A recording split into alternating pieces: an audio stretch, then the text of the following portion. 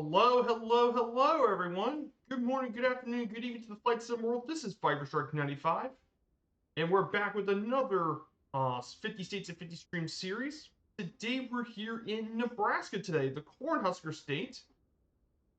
This iconic, this well-known Midwest state, um, is of course, hence its nickname, is a major corn-growing state. But there's a lot more about Nebraska than you might think, and it's got a bit of a longer and deeper history too.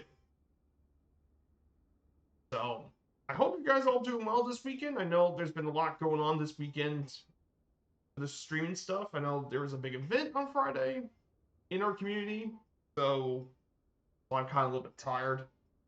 So before we get started, I do want to say hello to everyone in chat, all the lurkers and stuff. Hello, hello, my dudes. Have you here as always, and the mods too. So Nebraska, we got some pretty cool flight plan here. We're going to mainly go from one end of the state to the other end of the state. We're going to go west. We're going to go east to west from Omaha over to Scottsbluff is what we're going to be doing today. So if you want to get to know more about our flight plan this morning, let's pull the nav map. So we'll start here at Epley. We're going to fly over the largest city in Nebraska, Omaha. Then we'll have a short hop over to Lincoln, Nebraska, home of University of Nebraska. So we'll fly over the state capital, but also the University of Nebraska at Memorial Stadium, one of the proud stadiums for college football. Then from there, we're going to head to our first stop here at Grand Island at Central Nebraska Regional for our first stop of the day. Then leg number 2, we'll go from Grand Island. We'll fly over to Kearney. And then we're going to head our way over to North Platte Regional Airport. We're going to stop here, which is a major railroad stop for a lot of the Transcontinental Railroad, went through Platte. And then from here, our longest leg will be going over to Scottsbluff. We're going to check out the historic National Monument there. This was a very well-known stop for a lot of Wild West travelers. They stopped at this bluff. And we'll make our way over to Western Nebraska Regional. So that is where we're going to do today. So yes, that is where we're going to do here. Hey, Nightwolf, good to see you, my dude. Welcome in chat, Nightwolf. I hope you're doing well.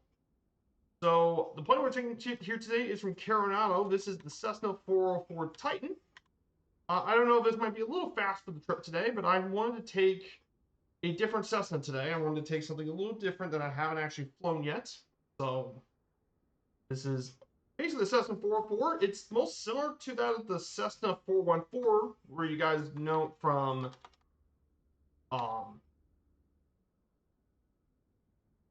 if you guys aren't aware about the Cessna 414, that was made by I don't remember. It's been a long time. Their transfer was really good. Flysimware, there you go. Flysimware made the 414, but this is the 402, the development 404, which is development of the 402 with a larger tail and other changes. It was manufactured between 1976 and 1982. 396 of them have been built, and has been mainly used by a lot of both civilian and military operators. And she can cruise up to 163 knots at 20,000 feet. But she can go to a max speed of 232 knots, and her range is about 1,800 nautical miles.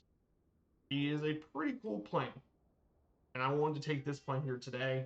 That'll be something a little different than you all might be familiar with. So we're actually at Epley Airfield, so we're at Epley right now.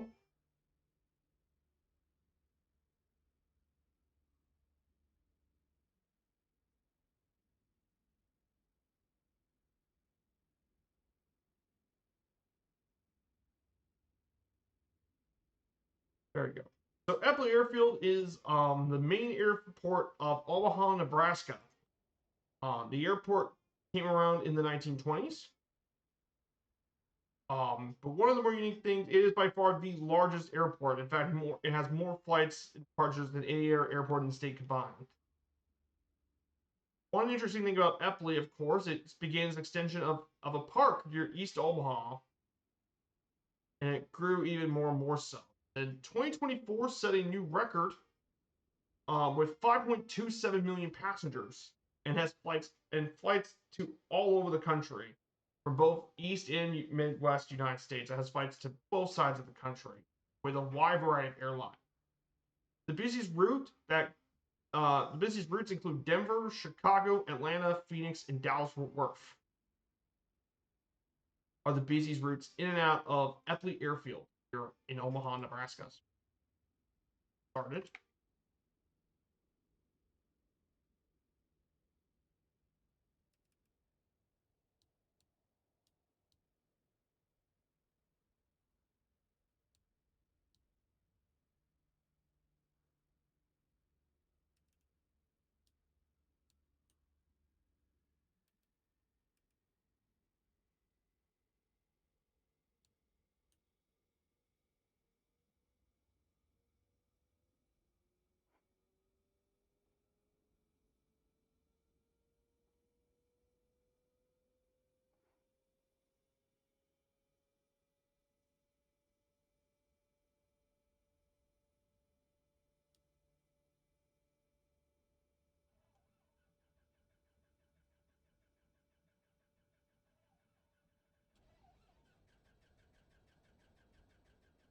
Cessna 404 Titan started.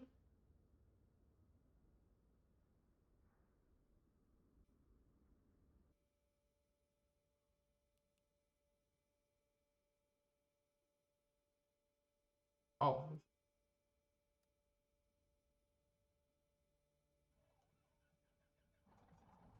Yeah, I forgot to check the fuel tank when I started this thing.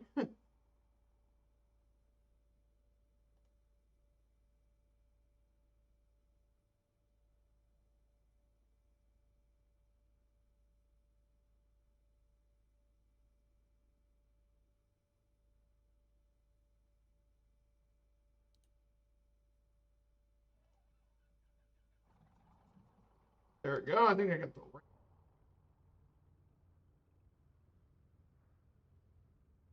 We got both engines started. So we're going to be flying over Omaha, Nebraska first.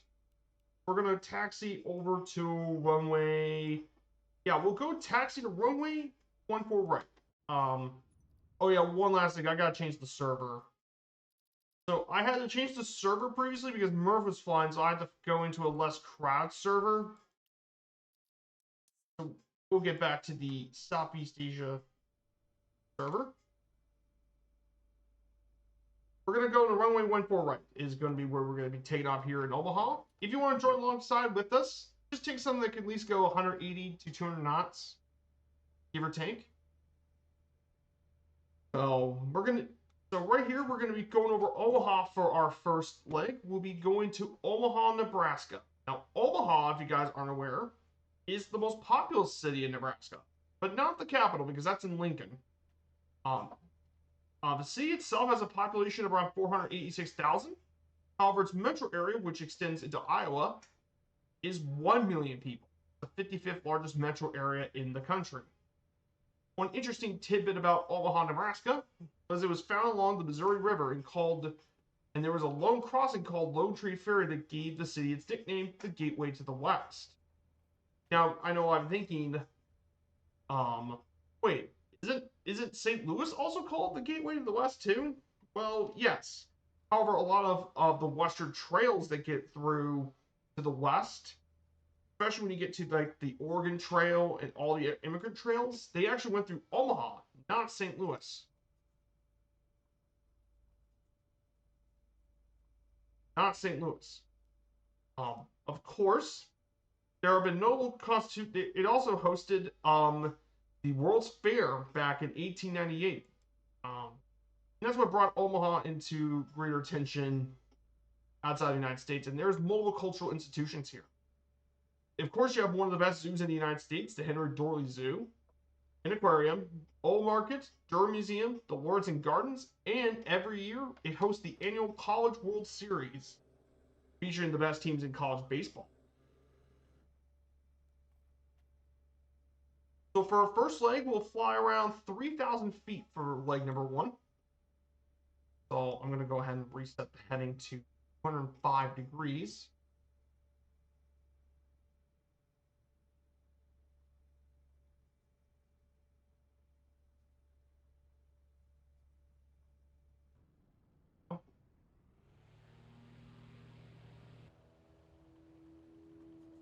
And yes, I do know how this auto pop is similar to the one on the Chancellor. So this shouldn't be that difficult to operate, give or take.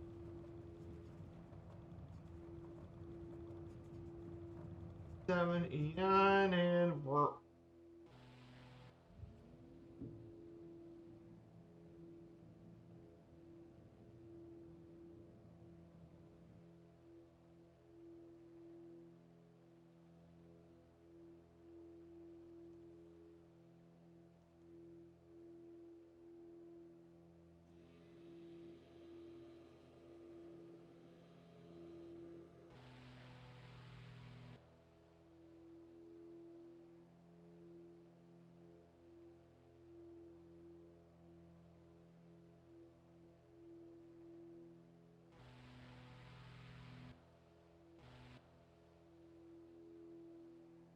oh, I don't want to have too much elevation. Being like 3,000 feet per minute. I don't think I need that much. I don't want that much elevation. I don't want stalled. Oh, Jesus. Here it is, guys.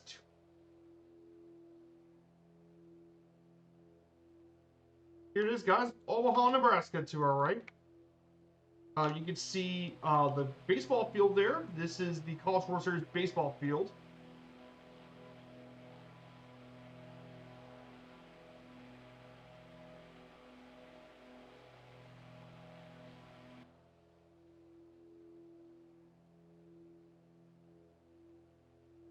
The downtown Omaha, we can see the baseball field. Point Creek to 3,000 feet.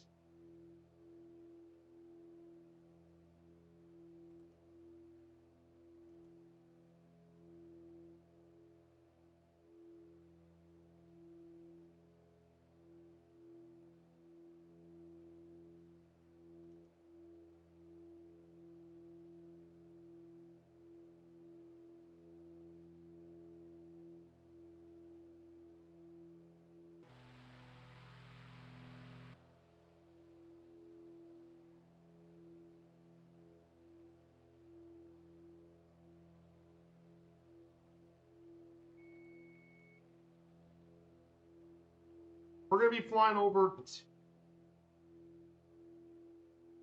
32 degrees is where we're going to be going.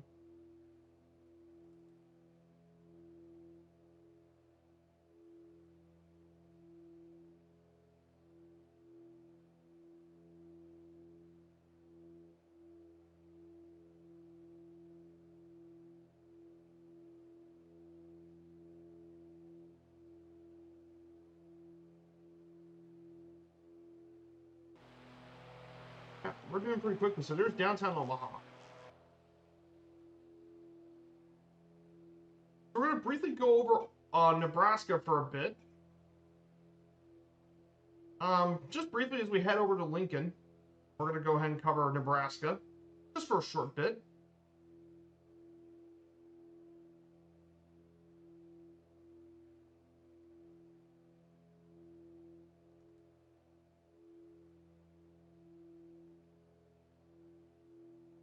Yeah, we'll just stay right here in this altitude. So Nebraska, what is there to know about our U.S. state of Nebraska? Well, Nebraska is one of our Midwestern states. It's bordered by several U.S. states, including South Dakota to the north, Iowa to the east, Missouri to the southeast, Kansas to the south, Colorado to the southwest, and Wyoming to the west. So it's bordered by 1, 2, 3, 4, 5, 6 different states. It's the 16th largest state by land area in the United States with 77,220 square miles of total land area.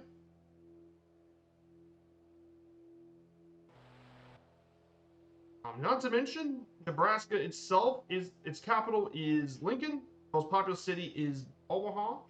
But what really grew Nebraska as a major state today was, of course, the railroads. However, one unique aspect about Nebraska that most people don't talk about is its legislature. Unlike other American legislators, it's a unicameral legislation, and members are elected without any official reference to any political party affiliation. And Nebraska is also one of only 2 states to define electoral college votes by district, and is not a winner-take-all. Also, Nebraska is also the first U.S. state to be admitted to the United States post-Civil War, or at least one of the first.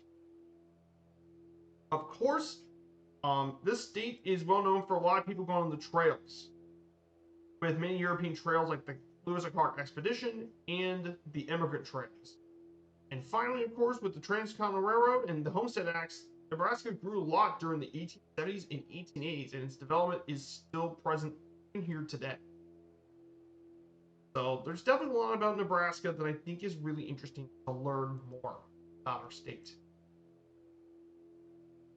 It's pretty cool, to say the least. We'll cover history when we leave Lincoln, of course, because, well, we're going about 204 knots, which is actually perfect. So we're going around 204 knots. So what I did this weekend, of course, on Friday, I did try to join Two-Tone Murphy's Route 66. It was his 40th birthday on Friday. And obviously, being his 40th birthday, it was a pretty crazy stream. He streamed for 10 hours. For nearly 10 hours. Greatly. I did try to join the group flight for the first time, but unfortunately, I passed on it, realizing I had stutter issues when there were a lot of people. So, again, the update strikes again. VRAM issues. I haven't joined a group flight in a long time. So. There's that too. And then, of course, I did more Firefly Air BA flights because I wanted to try catching up to the rest of the VA virtual airline stuff before I want to get as much flying done until I leave for vacation. So that's why I wanted to do as much. For sports stuff, I do want to cover for a bit. You know me as a sports fan. The Wolves beat the Thunder yesterday, so the Thunder took Game 3, which is good. They don't want to get down 3-0. That would never be good. The Pacers play tonight. I hope Indiana gets Game 3, because a Game 3 win at home would be absolutely huge. That would be one more game to the NBA Finals for the Pacers. For the NHL, the Panthers are just one game away from getting to the Stanley Cup Final once again for the 3rd straight season. For the 3rd straight year, the Panthers could play in the Stanley Cup Finals. They could beat the Hurricanes tomorrow. Tonight is a pivotal Game 3 between the Stars and Oilers to get them back into tension. And then, of course, in other news, the Premier League's on. I think I'll be keeping track of a few of the games here. I'm mainly going to keep track of the Everton game today at 11. I'll keep track of Everton. But yeah, this is a big week. Whoever is going to play for that Champions League spot in Europe is going to be decided on this week. So this is going to be a big game. Big game for the Toffees. See they get it done versus Newcastle. Oh, speaking about Premier League, well, it turns out we finally got a 3rd team for the Premier League next season. So joining the Premier League next season is Sunderland. Yep, that's right, Sunderland, who only a few years ago was in League One, the 3rd tier of English football, and now they're in the Premier League. Crazy to think about. I mean, big win for the club. Big win for Sunderland.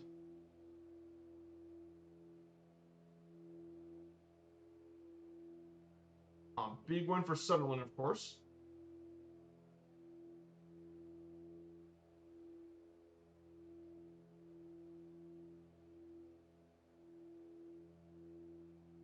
Pretty big stuff on here.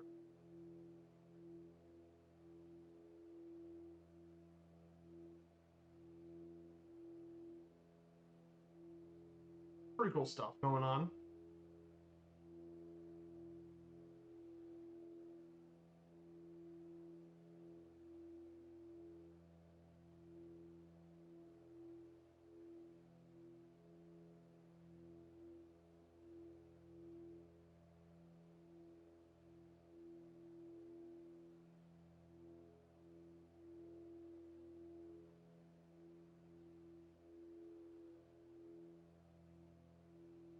So our first destination here today is going to be Lincoln. Where are you heading on vacation? I'll be heading out to the United Kingdom, Night Wolf.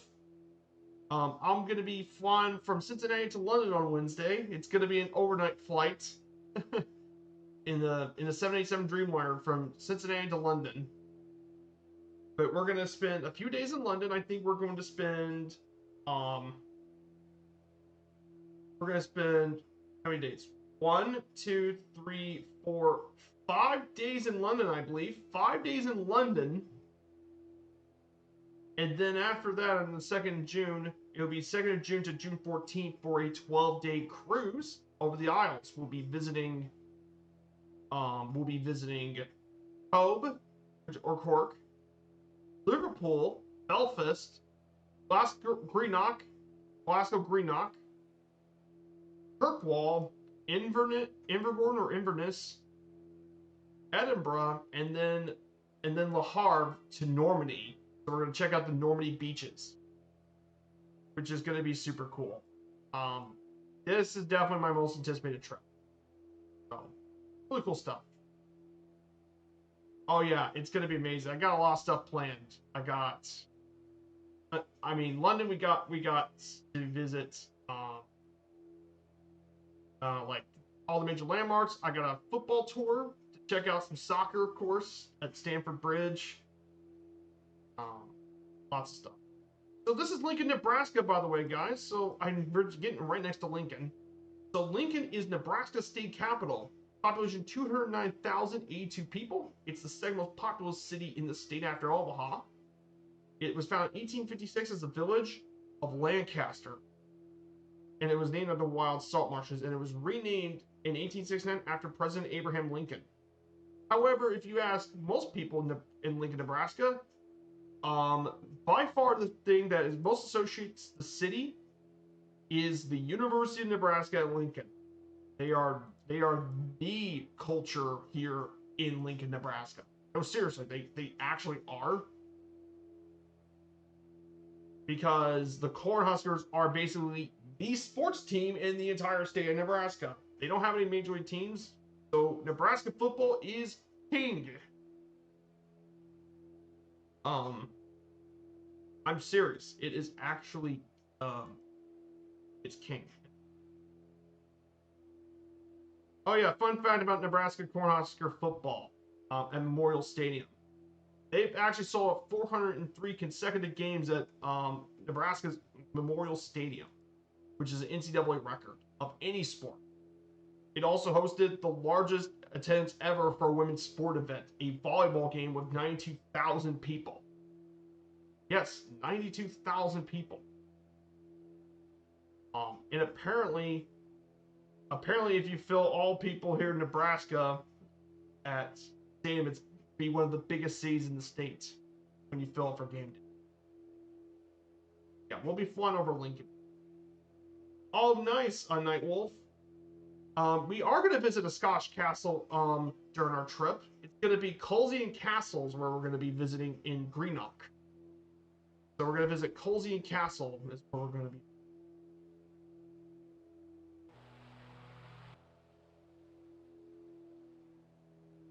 So that's going to be our Greenock stop. We're also visiting Edinburgh Castle. We're going to check out Edinburgh Castle in Edinburgh. We're going to do the castle, Edinburgh Castle, and we're going to do the Royal Mile for all what's around Edinburgh. Then for other things, I'm going to check out a few of the football venues in England. Stamford Bridge. I might get a photo op at Fulham's Craven Cottage.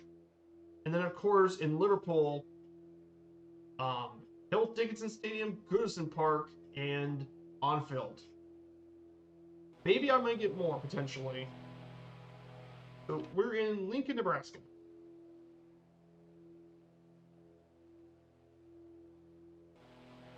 This is Lincoln, everyone.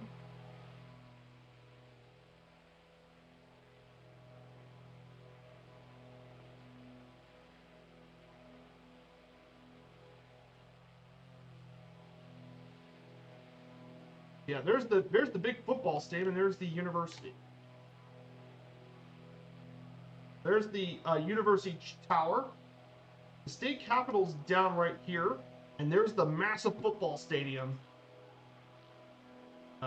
University of Nebraska, go Huskers. Nebraska football is one of the big traditions of college football, is to visit a home game in Lincoln. But yeah, I'm very excited though to check out the beaches of Normandy and to check out all that. One of our family members is actually buried in the American Cemetery, and we'll likely be the first people to visit his grave of our family members. He's he is my grandpa's on my mom's side's brother. So it's not very often to get to visit one of the relatives of our family buried. It's a once in a lifetime thing. Yep, he passed away just a few days after D-Day and all that. Absolutely. It'd be an honor to visit his grave and pay our respects.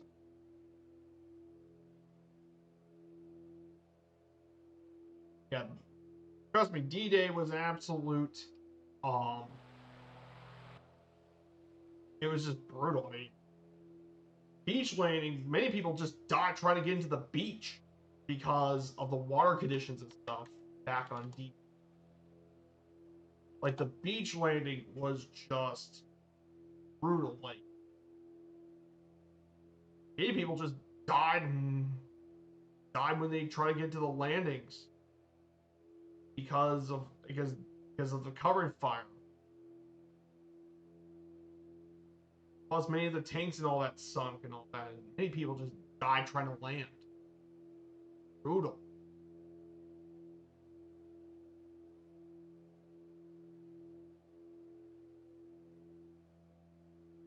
Yeah, absolute meat grinder. Complete understatement. It is an absolute meat grinder. Can't even imagine how tough it must be. I mean, I'm just sitting here in my desk, think about the bravery of those men. Not just the Americans, but the British and Canadians also like too. I mean, British, American, Canadian troops all landed there.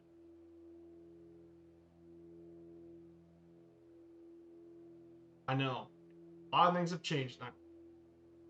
I don't want to get talk about the military stuff for too much since covering Nebraska.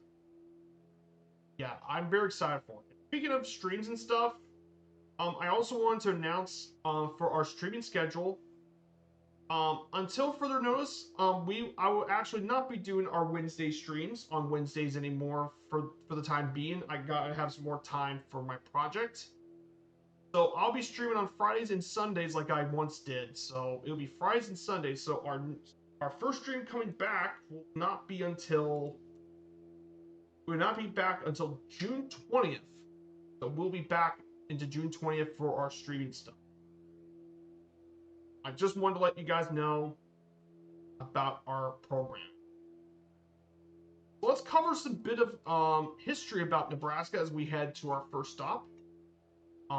Nebraska, before Europeans came around, various indigenous people have lived in the state, including the historic tribes of the Omaha, Missouri, Ponca, Pawnee, Oto, and various branches of the Lakota, or aka Sioux tribes, that migrated from east areas into the region. When European exploration trade settlement began, both Spain and France sought to control this region. In the 1690s, Spain did a lot of trade connections with the Apache, which was mainly western Nebraska, while France developed those around the eastern half of the state along the Missouri River. Of course, Spain did have an armed expedition to Nebraska under General Pedro de Villasar and was attacked by a large force of Pawnee and Oto people allied with the French. And in any Spanish exploration in the area for the 18th century. Of course, during the 7 Years' War in 1762, France ceded its Louisiana territory to Spain, and led to Britain and Spain compete for dominance along the Mississippi And by 1773, the British were trading along the native peoples of Alaska. And of course, the Spanish also established the first permanent settlement in Nebraska in 1795, near the mouth of Platte River, dubbed Fort Carlos IV, near present-day Homer, Nebraska. Of course, in 1719, when the Americans got access to the lands from the Louisiana Purchase, they established Fort Atkinson, the first U.S. Army post west of the Missouri River, behind Fort Calhoun. And then it was abandoned in 1827 as they moved further west. But one important thing that happened was that there wasn't much settlement in Nebraska until 1848, with the California Gold Rush happening. And as a result, many people headed west to find gold. They went for the boots on east, and they moved into Alaska, and they followed much of Nebraska, and they followed their way west to California. Well, it turned out many of those people did settle west into Nebraska. And then in 1854, they created the Nebraska-Kansas territories, divided by the 40 parallel north under the Kansas-Nebraska Act. And the Nebraska territory included parts of Colorado, North Dakota, South Dakota, Wyoming, and Montana. Eventually, that territory split into different pieces of land afterwards. Of course, in the 1860s, after the U.S. government forced many of the native tribes to cede their lands and reservations, it opened large tracts of land to agricultural development by European immigrants and American settlers. Mainly under the Homestead Act, thousands of settlers migrated into Nebraska to claim free land granted by the government. And because so few trees grew there, many of them have built their homes out of sod.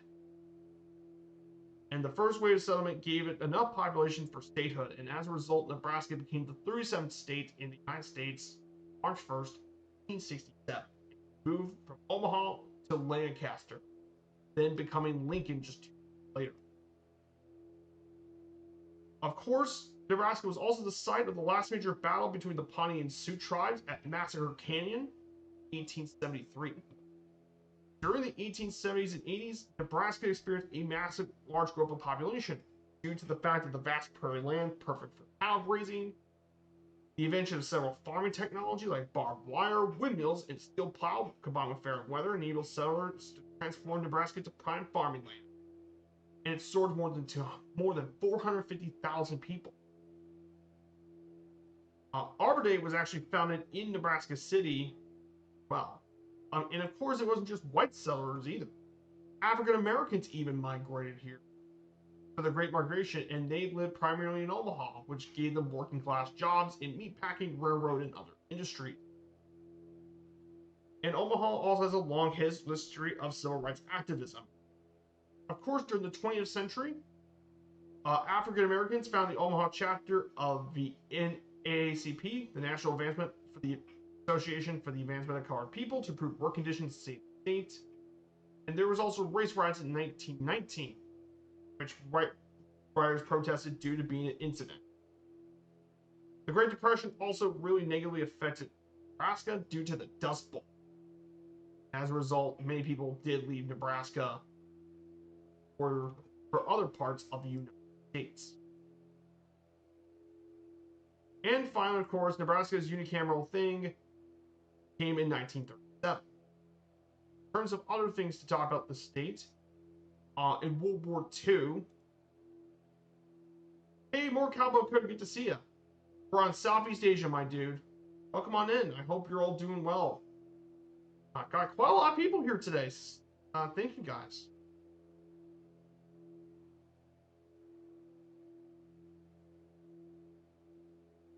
But Nebraska was also involved in World War II, so there were several POW camps here too. Fort Robinson, Camp Atlanta, and more. And of course,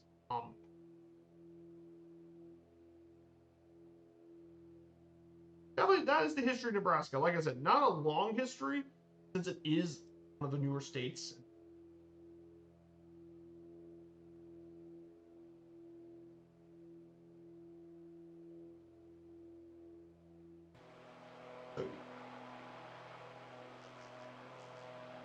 I think there's quite a few people here. Good to see all you guys in the back. I hope you're all doing well. Yeah, there's not a lot of scenery here in this part of Nebraska. Thankfully, the scenery will get better when we go further west. Because when we go further west, we'll go see Scottsbluff. It's a really cool national monument.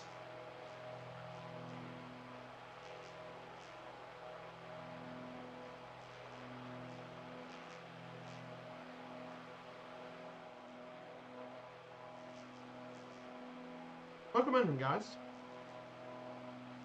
So, another thing too for local stuff. Louisville City Football Club got a nice win last night. They beat Monterey Bay 2-0. The unbeaten season is still here in Louisville. Still unbeaten after 10 games. Which is great. And they're now they're second in the East Conference stands behind Charleston, who's having a great season. Surprising, Charleston's been a good team all year. And they're still second, and they're also second overall in USL Championship.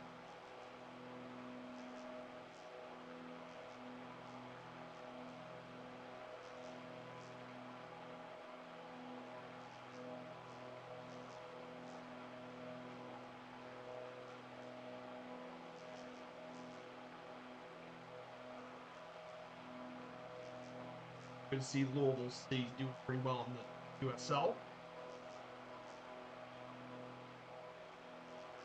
We're going to be heading over to Grand Island pretty soon.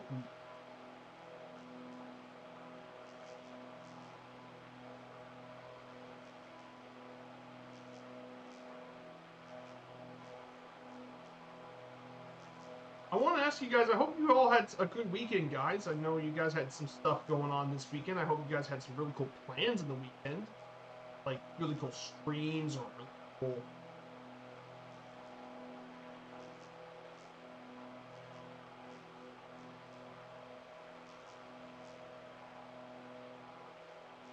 So...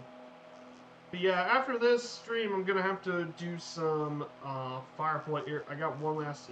No name achievement for this week. I gotta do another achievement. Do that. There's York, Nebraska. This is York.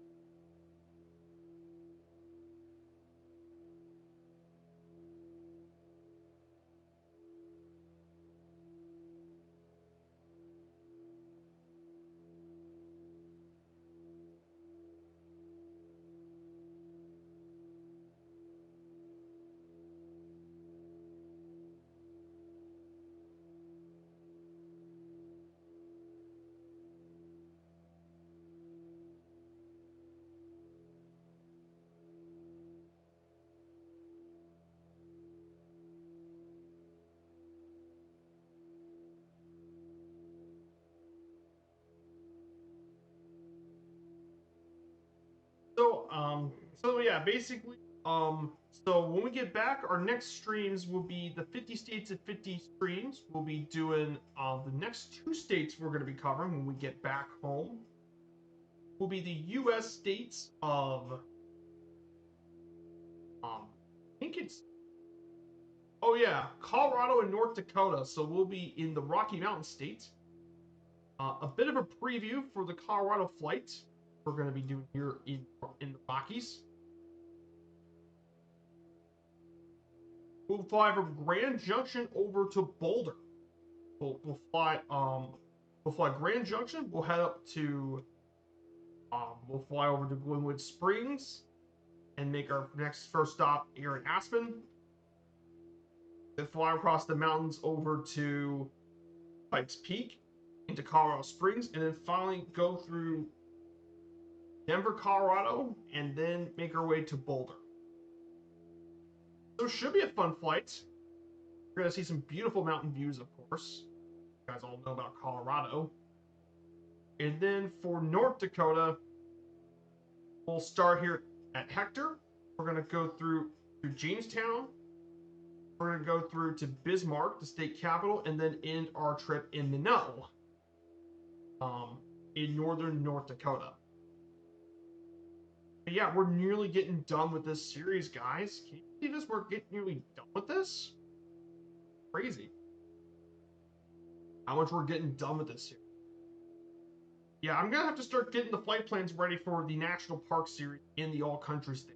I need to get those.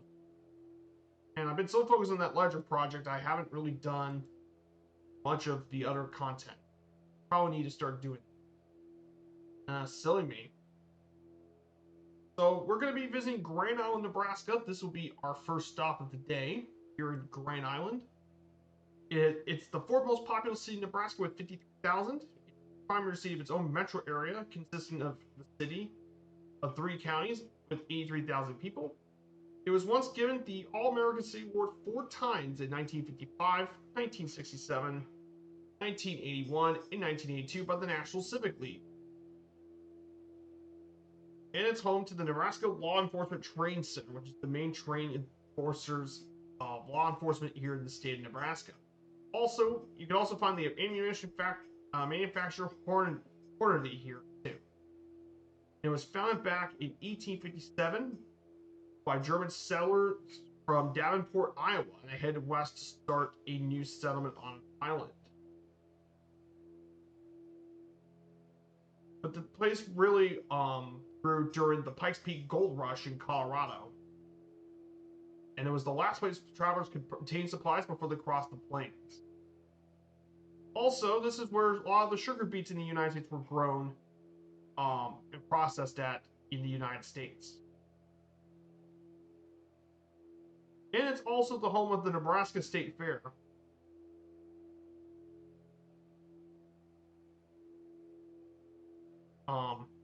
And it's currently at Grand Island. It's been hosting it since 2011.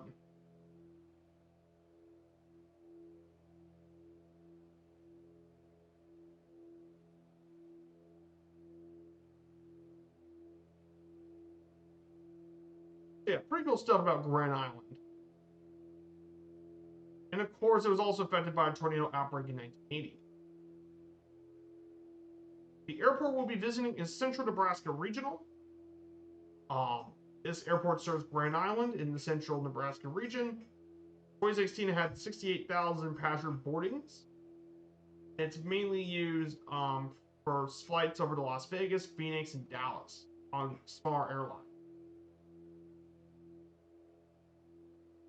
And it was formerly known as Grand Island Army Airfield, and there are several dozen military buildings still remaining, including several hangars for commercial storage and old parachute buildings. It was used as an army airfield for World War II, and mainly this airport was mainly used to train bomber aircrew, and later a staging area for assignments over to Guam and Tainan, the Northern Mariana Islands. It was also a place where you could find repair facilities for the B-17, B-29. So that is our airport. Very interesting little history about it. So Grand Island will be our very first stop of the day. We'll land here at runway 31. We're going to land at 31, we're going to stop, and we'll take a bit of a break. We'll fly over Grand Island.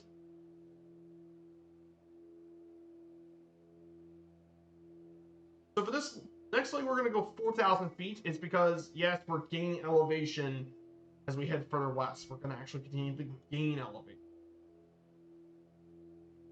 So that is something we're going to have to keep an eye on here. Flying further west in Nebraska.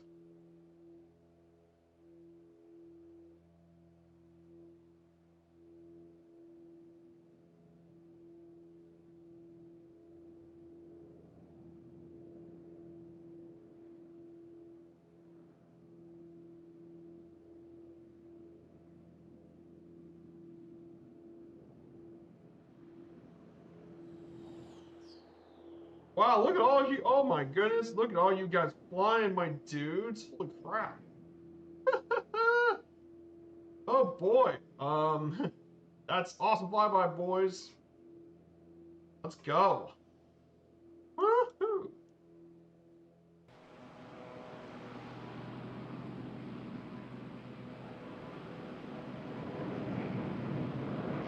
Yeah.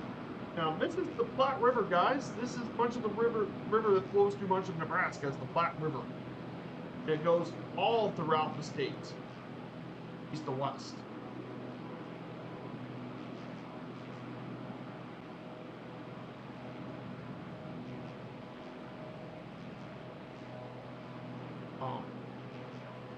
It's about and the river is about 310 miles long, and it goes through pretty much the east to near the west part of the state.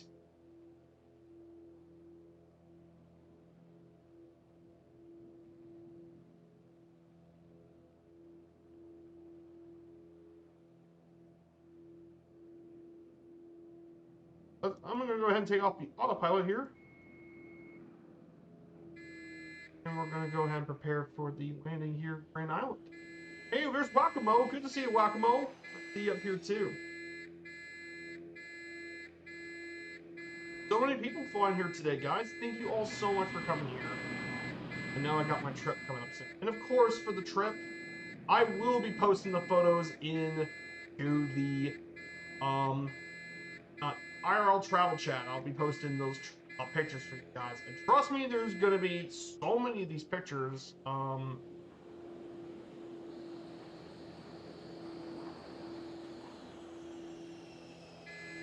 probably don't know what to do, but I'm going to have so many pictures.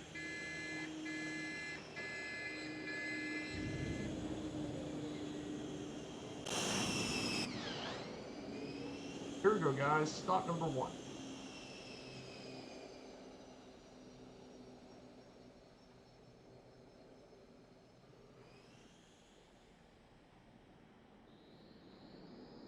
We just cleared the first 120 plus nautical miles.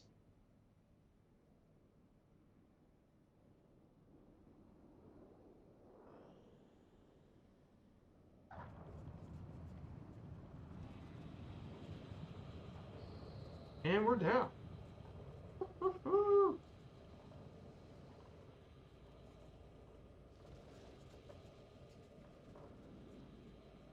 going to stop here for a bit as we're going to go ahead and get a bit of a break. Look at all those planes flying by. Wacko-Mo, Chillin' Spree, Flying Teapot, Daisy Davy 2020. All you guys are flying along here today. Oh man, this is great. I haven't had anything like this before in 2024. It's been a long time since it's happened. But I really do appreciate it being here as well.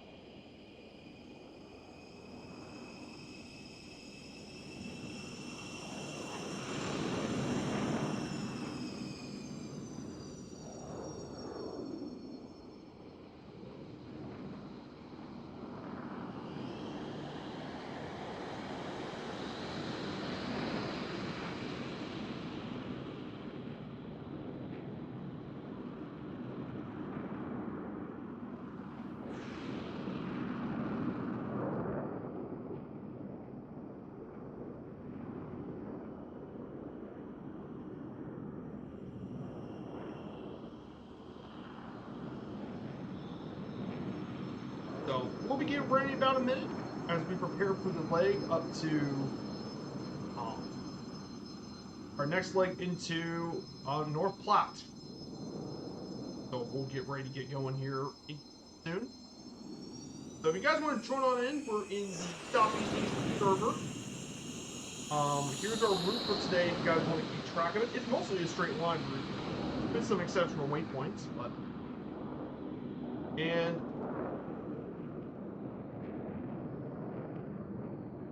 let's go ahead and cover go ahead and make our first let's go ahead and do our next leg here, Nebraska. So we're going to set up the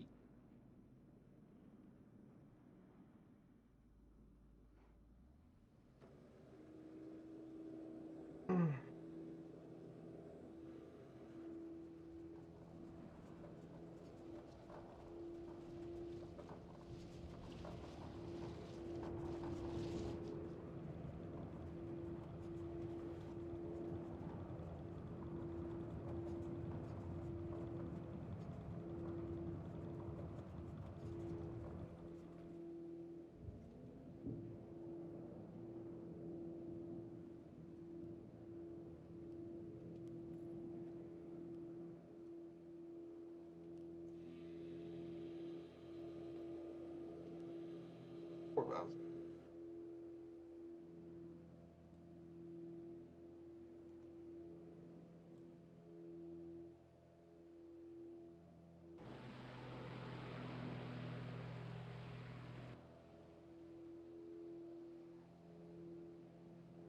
So we're gonna go to.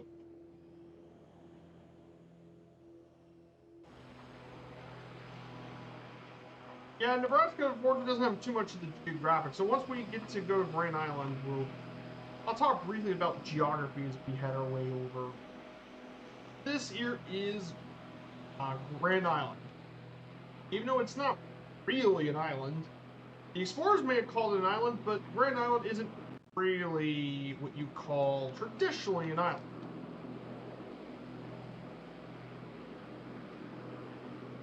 If you know what I mean.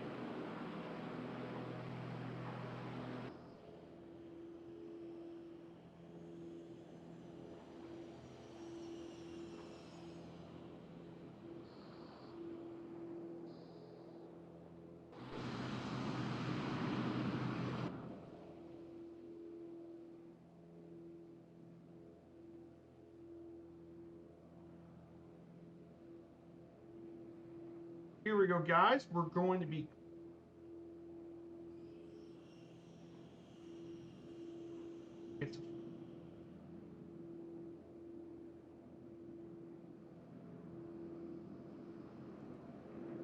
there we go. 4,000 feet. So that should be good enough.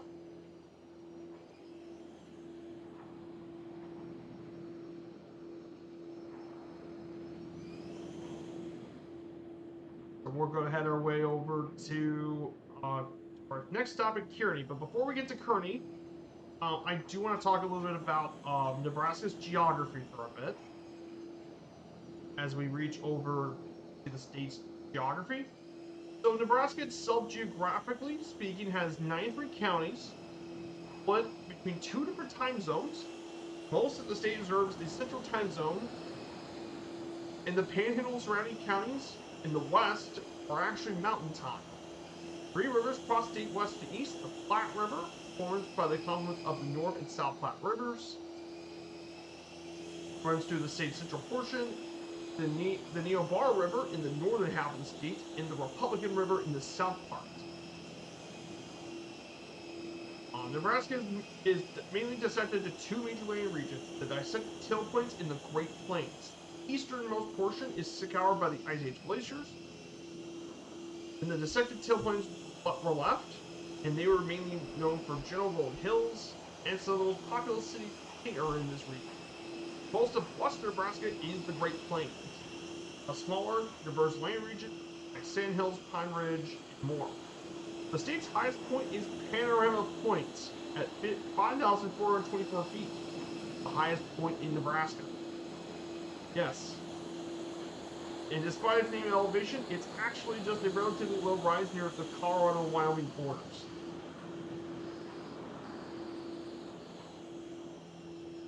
The past tourism slogan of the state is called "Where the West Begins." However, now the tourist slogans begin. Honestly, it's not for everyone. Yeah, pretty crazy thing. So yes, it may look flat,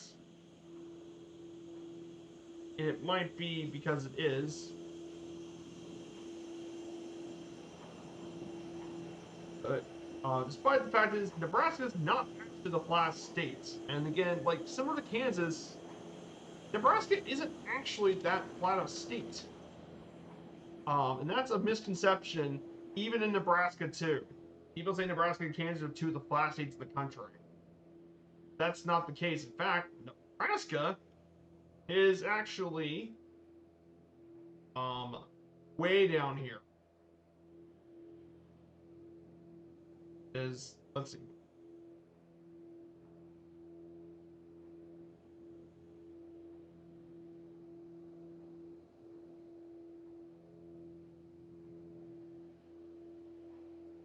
$25, 26. It's only the 26th flat state. It's average in terms of flatness. So no, it is not a flat state. In fact, it's less flat than states like Vermont, South Carolina, and even Pennsylvania have mountains. Yeah, it's less flat than those.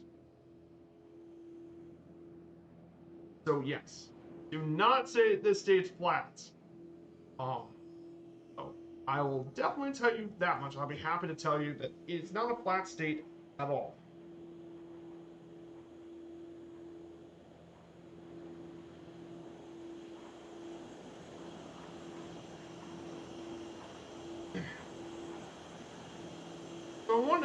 So I appreciate all you guys being here, of course. It's been a blast. I mean, I can't wait to um, be here with you guys. So I hope you guys are okay with me streaming 2 days a week on the Fridays and Sundays. I think that would be working out pretty much fine. That means no more of the Firefly Airstreams for a long time. But I mean, again, GA is kind of what I do, so I guess I'm more than happy with it. Plus, if I have more time to also work on some of the notes, I guess I get to doing that too.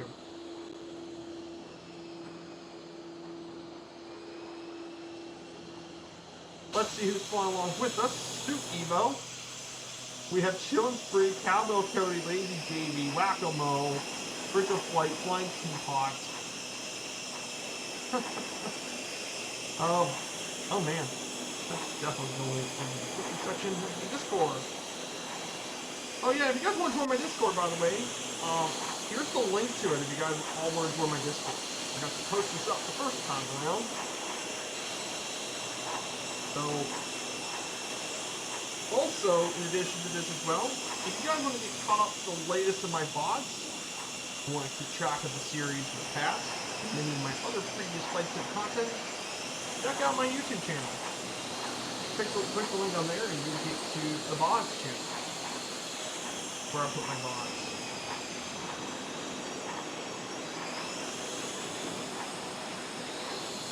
It is.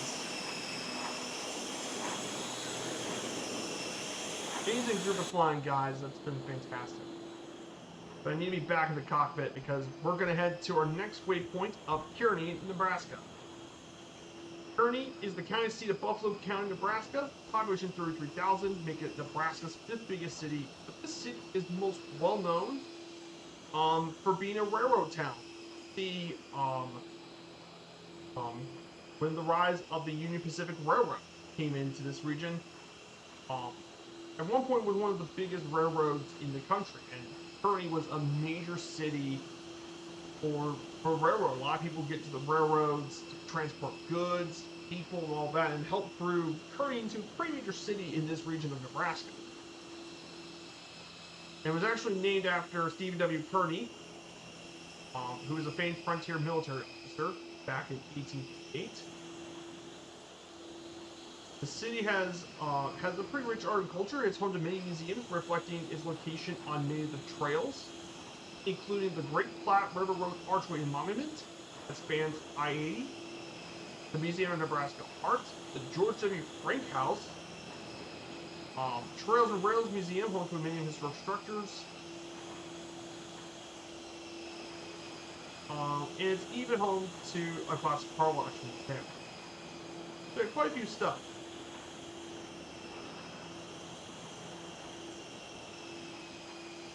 So, yeah, you got some pretty well-known people here too. Here in Kearney.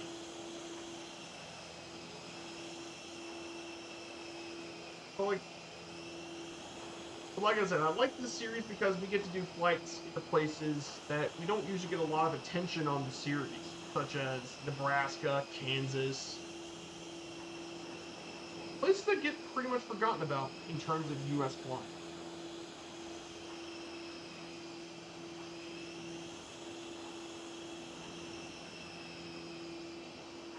Also, yeah, Everton's going to be on, so if I speak about football game scores, just know I'm keeping track of Everton, of course, the Toffees.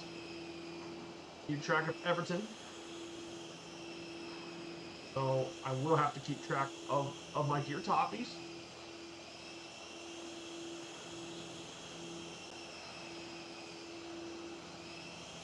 Track of them.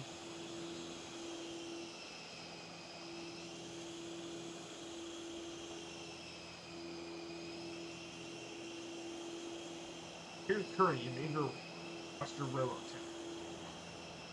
But yeah, there's a lot of information about Nebraska that I think some people that don't know about Nebraska. One of the really interesting things about our state is definitely its climate. When we get through to past year, we'll talk about more about climate.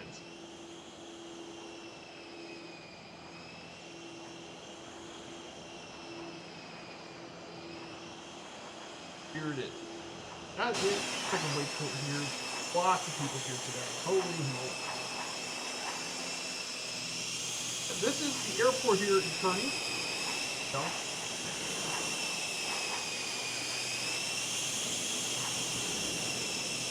absolutely awesome.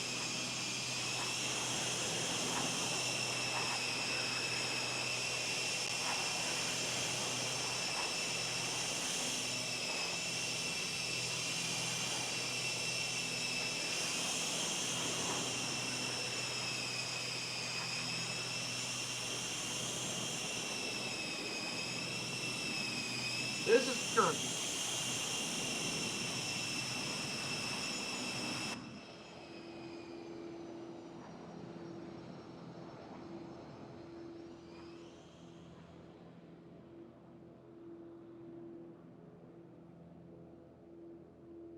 We're going to turn into 285.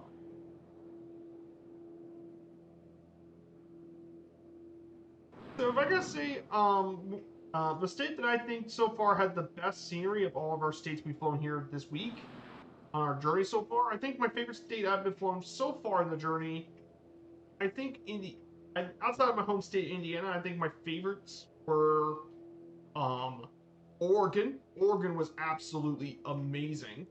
Nevada was pretty cool. All the different desert scenery would be neat. California was cool. And then the last state that I really loved flying in, and the state I was actually really impressed by was Vermont, New Hampshire. I was absolutely blown away by those two. They were absolutely gorgeous. And they don't get a lot of attention, sadly, in terms of flying. Despite the fact they're absolutely pretty. So we're going to continue heading out west. We're going to talk about Nebraska's climate. So yes, being a Midwestern state, there are two main climate zones. Eastern two-thirds are humid continental climate, and the southwest is humid subtropical, which is mainly western Nebraska. And western Nebraska has semi-arid. And the state actually experiences very wide seasonal variations in both temperature and precipitation. Average temperatures are fairly uniform across the state with hot summers and generally cold winters. However, the Chinook winds from the Rocky Mountains provide temporary moderating effect in the western portion during winter. Thus, average January maximum temperatures are around 43 degrees in southwest and lows about 30 degrees in South Sioux City in the northeast. Precipitation decreased east to west about 31 inches in the southeast corner to around 13 inches in the panhandle. And it also gets less humid too. Snowfall also is fairly even, with most Nebraska receiving 25 to 35 inches of snow each year. The highest temperature ever recorded in Nebraska is 118 degrees on July 4th, 1936 in Minden.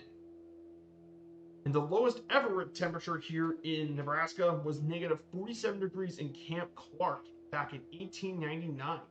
And finally, Nebraska is tornado prone because it is in Tornado Alley. Please be respectful. Watch out for tornadoes. Can happen during the spring and summer. So do be careful, okay? Tornadoes are a really big nuisance here, so please be careful.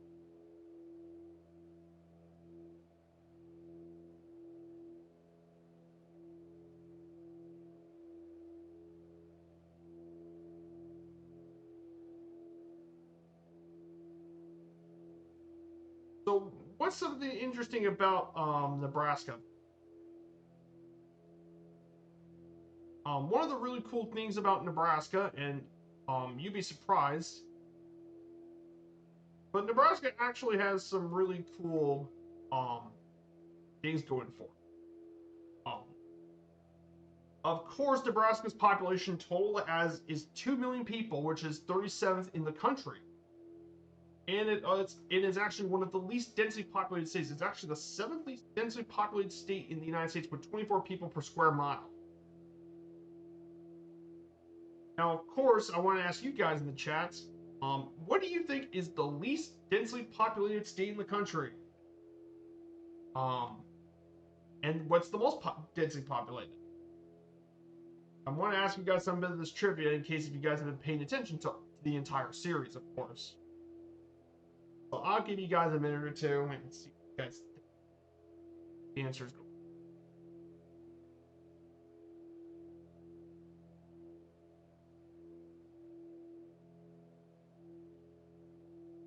So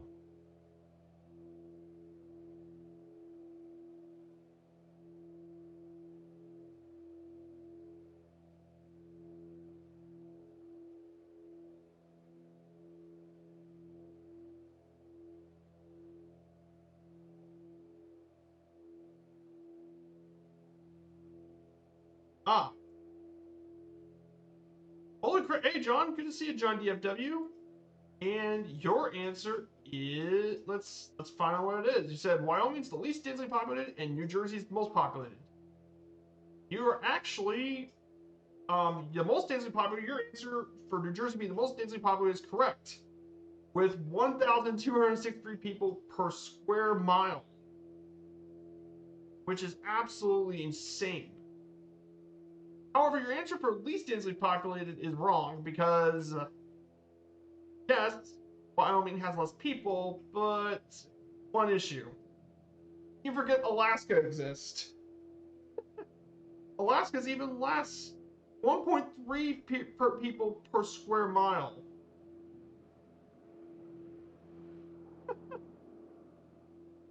Wyoming is six people per square mile. Unfortunately, no, I do not have the MiG-29, unfortunately. I don't really have, no, I don't have the MiG-29 Cowboy Cody, but thank you for asking, but no, I don't really have many of the military jets.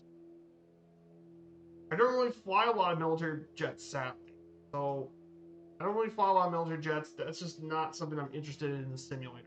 I'm more of a general aviation guy, with airliner flying, with some airliner stuff sprinkled into it. You make a good question.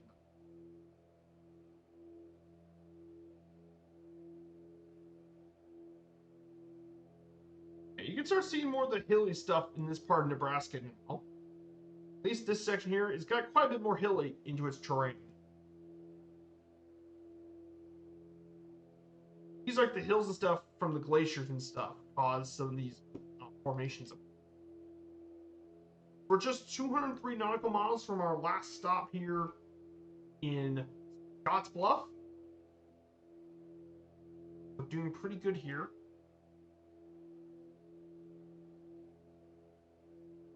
Doing very, very well. So, my home state, by the way, John, Indiana, is actually 17th most densely populated state. 192 people per square mile. It's tied with Georgia.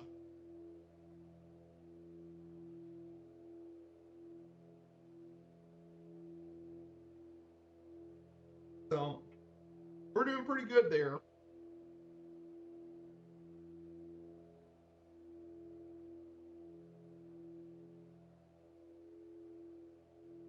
Like I said, that is what's going on as we covered.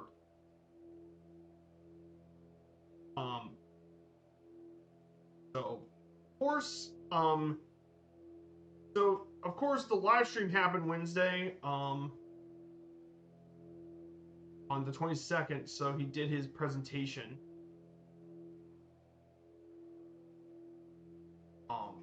Of course, there's some highlights from STEM Update 3, mainly local content download, multiplayer liveries, ATC updates, world data alignment for MSF's 2020, career compatibility tool, career tool, a new city update 11, which features Providence, Rhode Island, and a couple other Northeast cities. They're also bringing apparently a free Piper DA-28 Dakota. So yeah, a Piper PA-28 Dakota, which is basically, I think it's similar to an Arrow, the Piper Dakota. It's part of the Cherokee family of planes. So that would definitely be interesting. Where's Texas on the list? DFW, good question. I'm sorry, I looked at some of the notes. Texas is actually 23rd, with 117 people per square mile. That's because Texas is one of the largest states in the country. Despite being one of the most populous states, Texas is also one of the largest states. It's the second largest state. So, yeah, that's why it's not nearly as densely populated as Indiana. You can at least fit a few Indianas into the state of Texas thing.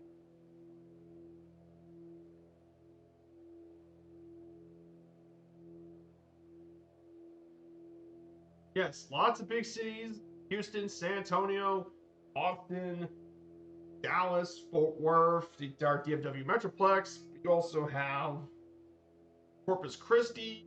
That's another pretty big city. El Paso is actually a pretty large city, actually. El Paso's pretty big.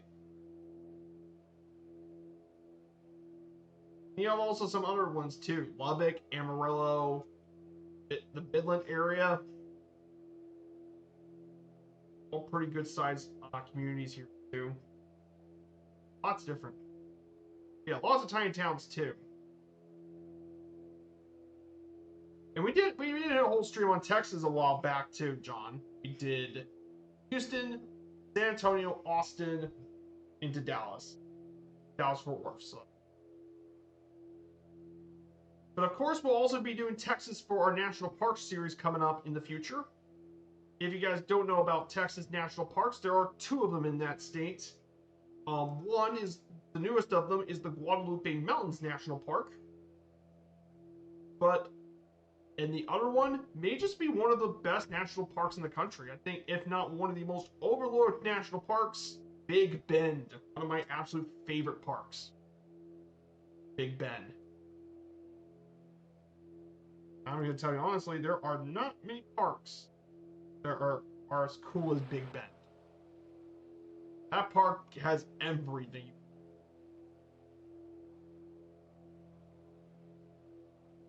You can do kayaking around canyons, tons of amazing hiking opportunities, off-roading.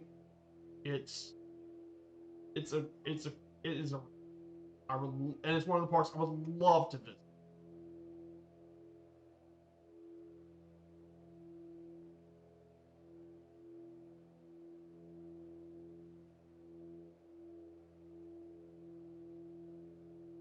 Oh, nice. Yeah, I'm glad Dallas finally got photogrammetry. About time Dallas finally got it.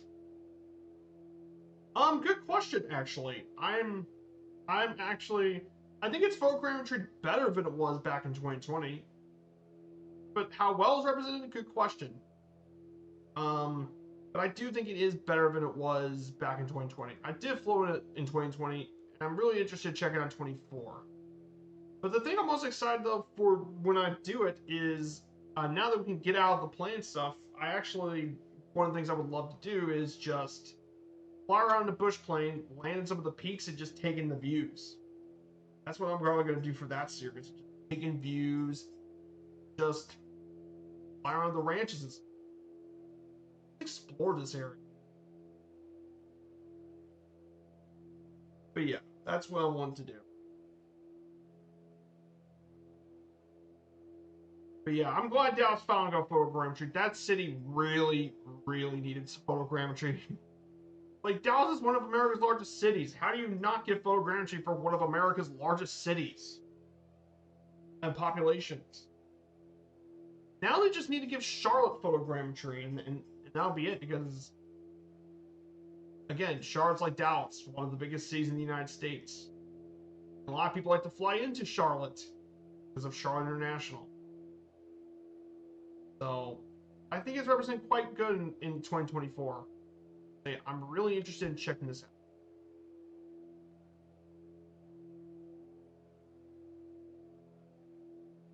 We're getting closer to our second stop of the day. We're about heading towards North Platte, Nebraska.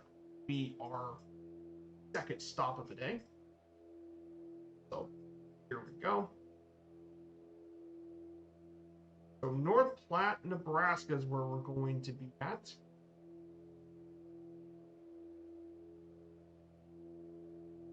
So North Platte, Nebraska is located on the confluence of the North and South Platte rivers to form the Platte River. Population 23,000. It's the 11th most populous city in Nebraska, and this has historically been a very important railroad town, because you can find the Union Pacific Railroad's Bailey Yard within the city. And today this city is served only by freight train. However, during its peak, it was known for its canteen, which is a volunteer organization that served to millions of traveling soldiers. North Platte also contains the Lincoln County Historical Museum, which tells the history of its volunteer organization, but also a prairie village with local landmark homes, including a Pony Express station and a Pioneer Church. But yeah, located within it is the Bailey Yard, which is the world's largest railroad classification yard in the world. And this place is 8 miles long and 2 miles wide at its widest, about 1,000 yards wide on average. And this facility is large enough to hold 2,155 football fields, including the end zones. It has 200 separate tracks, totaling 350 miles of tracks, 985 switches, 766 turnouts, and 17 receiving and 16 departure tracks. And around 139 trains pass through this area every single day. Yes, it's a very busy railroad stuff. It also features 3 locomotive fueling and servicing centers that handle more than 8,500 locomotives a month. So yeah, it is absolutely massive. You ever get that's why we're going to go visit North Platte. We're going to visit the rail area. We're going to visit the Bailey Yard. So we're going to fly over and check out the railroad yard.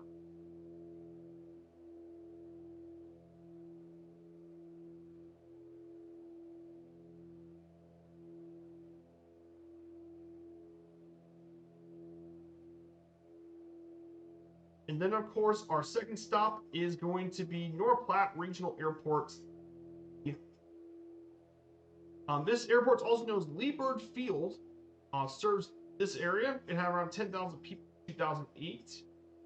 It was originally known as North Platte Field and built in 1921 with private funds.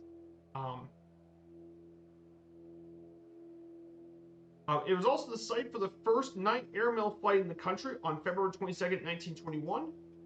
And the field was lit using burning fuel barrels, and the plane landed at 7:48 p.m. before heading back to Omaha after repairs to the D-8 de Havilland 4 plane that was used for a lot of the airmail stuff. Of course, it was named after Lee Bird in 1941 after the son of a North Platte family who was killed in World War I. And of course, this airport only serves one flight. That is to Denver, Colorado on United Express.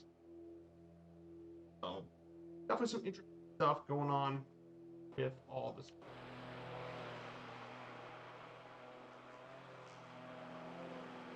So, that is North Platte, and now we're flowing through the Platte River. It flows all throughout the state.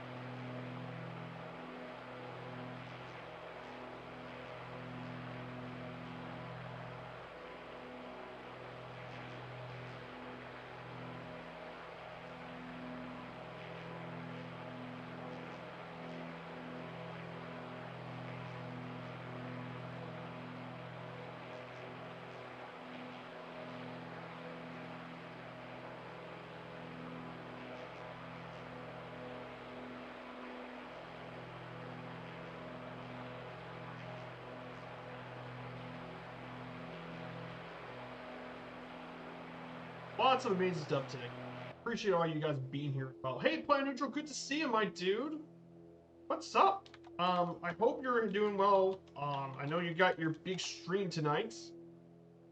You're now following the Columbia River again. You're gonna revisit the Columbia River, which is absolutely gorgeous. So definitely check out Planet Neutral stream. A great friend of mine, a longtime friend of mine, and a local area streamer. Really great content on his channel. Love what he's been. Big fan. Here's he does a lot of his river runs. That's his specialty, is his river runs. Definitely check him out. A very good friend of mine. We're about to reach our second stop of the day at North Platte Region. So we're going to make our way over. We got one last leg left, and that is our leg over to. Our last leg is over to Scottsbluff, which is the far west end of the state.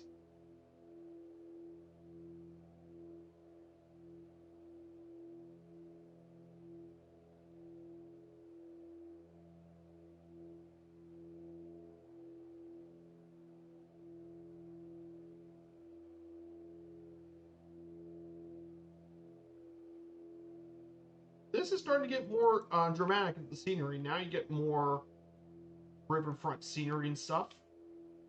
Of course, the last leg will be the longest leg of the stream. Got one last leg left to cover. Oh yes, I do have one. Yes, I do have one that actually works for 2024.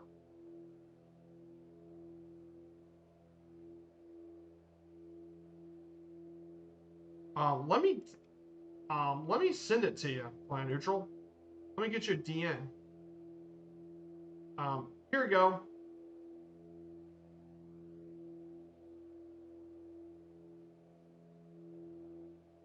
Yep.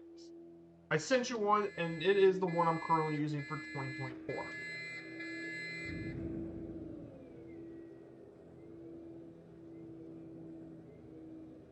Yes, I just sent you the Discord DM. Check it out. It is one that works for 2024.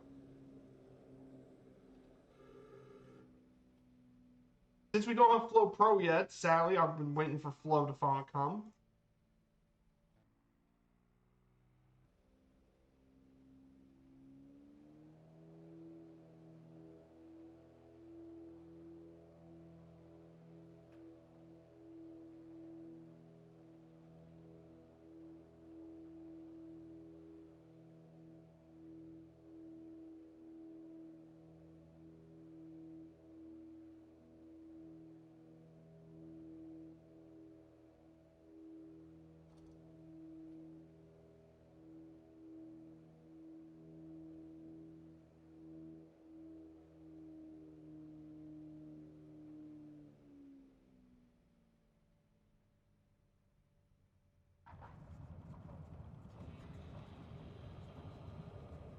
Hey, Bonniest Player, good to see you. Definitely check out Bonniest Player 200 as well. Another amazing friend into the community. Hope you're doing well, my dude. I hope you're having a good weekend as much as I am. Got a lot of people here today on our stream. So we're turning around Nebraska. I know the scenery isn't exactly the most dramatic in the United States, but Nebraska's pretty cool.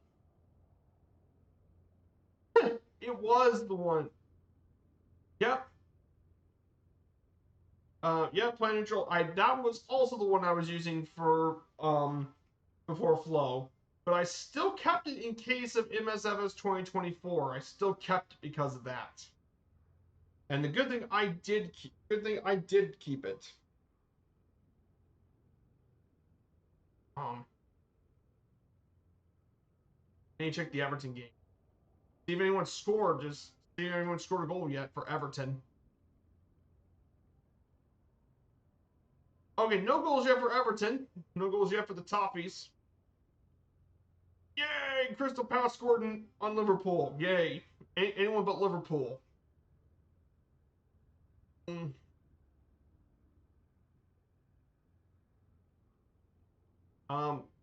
Tottenham are taking care of Brighton Hove Albion. Brentford's beaten Wolves. Good win. That's a good start. So pretty there for different clubs. Great to hear that some of the different clubs have been cheering. Oh, Everton as well.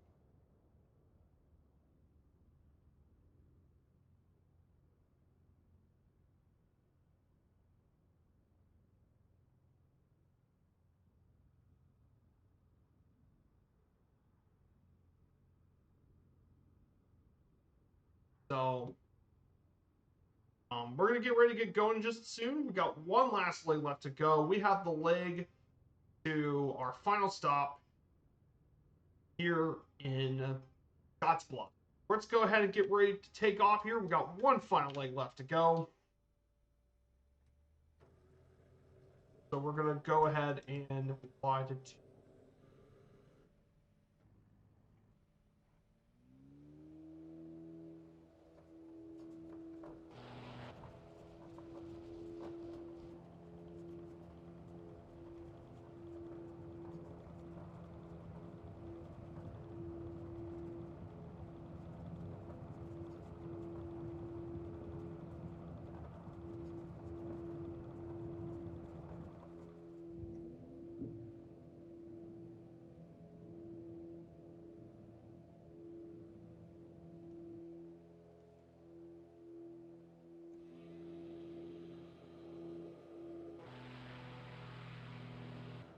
there you go, guys. We're going to climb it to 5,500 feet for this leg. That's where we're going to go for this leg.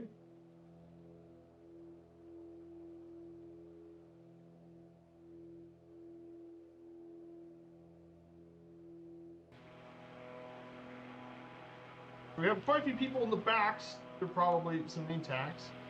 So this here is North Platte. We should be flying over main railroad yard up there. Bailey Yard is one of the major railroad yards in the world.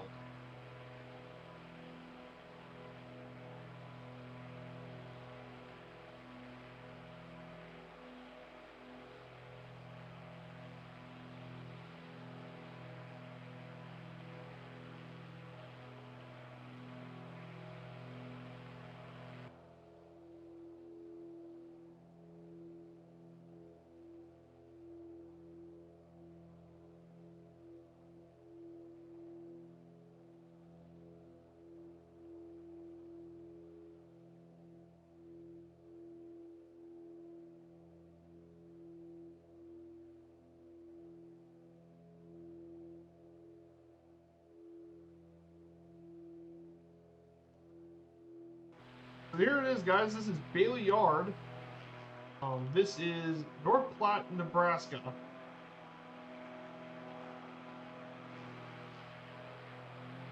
And if you look right ahead of us, you can see the massive railroad yard.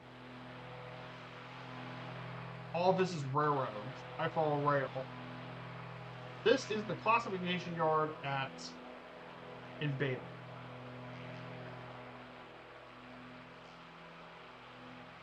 Just look at the size of this thing. This is massive. Absolutely huge. All of this is rail classification stuff.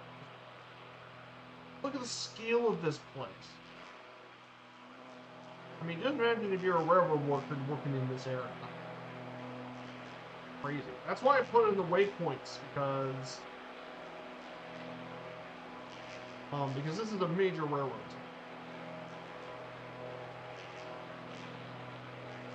Huge.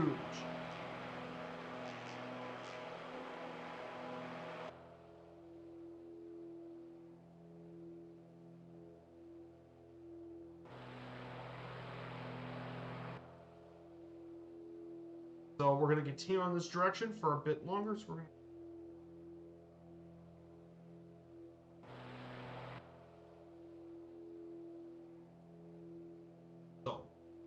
let's go ahead and cover some more slides about Nebraska for a bit as we fly through the year. So let's go talk about Nebraska's economy for a bit. Back to economically speaking, Nebraska, in terms of economic things, its gross state product in 2010 is 89 billion US dollars, and per capita is actually just about average, $31,000 and 339 cents, or $31,339, 25th. Of course, the big thing that really grows Nebraska is agriculture.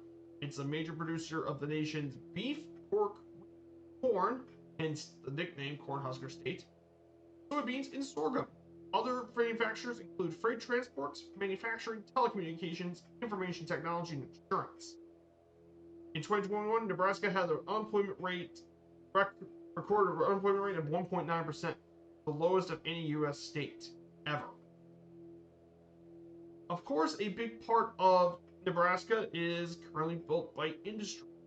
Now, normally you would not think, why would Nebraska be associated with industry? Because actually, there's quite a bit of industries involved in Nebraska. One famous invention is Kool-Aid. It was actually invented by Edwin Perkins out of Hastings, Nebraska, and celebrates the event with Kool-Aid Day. And it's the official soft drink of the state of Nebraska. Also, another set of events are Cliff Notes. They were developed by Clifton Hillgrass of Rising Sea, Nebraska. And he adapted it from the Coles Notes publications. Now, if you don't know what Cliff Notes are, basically Cliff Notes help they're basically study guides that provide a present literary in pamphlet form.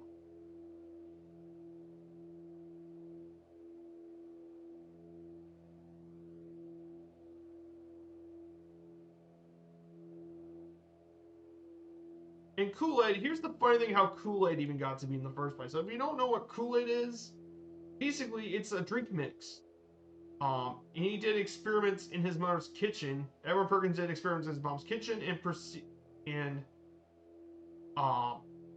he found a way to remove liquid from a liquid concentrate, leaving it in powder, and named it Kool-Aid.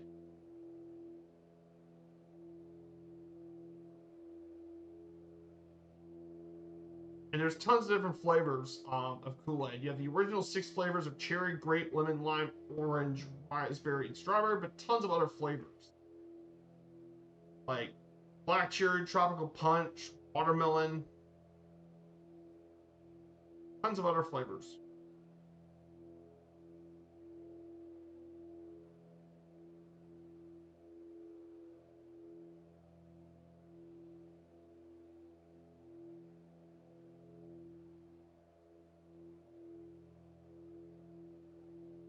Also, in addition, Omaha, Nebraska is also home. You're welcome, Plan Neutral. I'm happy to get that back for you. Omaha is home to a couple of other industries, mainly with banking. Berkshire Hathaway is actually headquartered in Omaha, and its chief executive officer is Warren Buffett, one of the richest people, the second richest person in the world. It's also home to Mutual of Omaha, West Corporation, Woodman of the World, Hewitt Corporation, Union Pacific Railroad, and others are based here in Omaha. And then in Lincoln, you have Emeritus Life Insurance, St. Hills Publishing Company, and Huddy are part of Lincoln. Sydney, Nebraska is the HQ for Cabela's, and Grand Island is home of Hornady. And of course, rail is a big deal because you can find Bailey Yard in North Platte, which we just flown over. That is the home of Union Pacific's train yard. And Lincoln's also home to the only Kawasaki plant to produce the jet ski, ATV, and mule product lines, Kawasaki's. And finally, in Spade Ranch in the Sand Hills is home to one of Nebraska's oldest and largest beef cattle operations. Yeah, pretty cool stuff. And then for economically speaking, Nebraska is actually the second largest producer of ethanol biofuels in the country. It doesn't have a lot of fossil fuel resources except crude oil from the Niobrara Formation, which is mainly in the west. There's also one uranium leach mining operation in the northwest border with Wyoming, but thankfully for Nebraska, it has abundance of renewable generation resources, including biomass potential from agriculture. It is a top 10 state in the country for per capita energy consumption due to the agriculture, meat packing, and food processing. And interestingly enough, it's the only U.S. state where all electric utilities are publicly owned by the people. Half electricity is generated from coal, and the fast growing source has been wind. So, yeah, that is Nebraska's economically standing with Nebraska.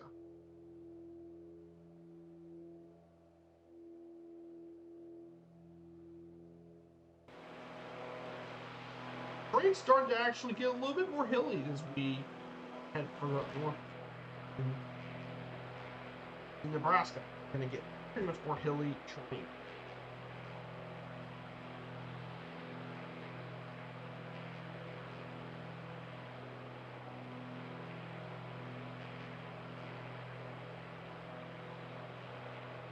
Okay.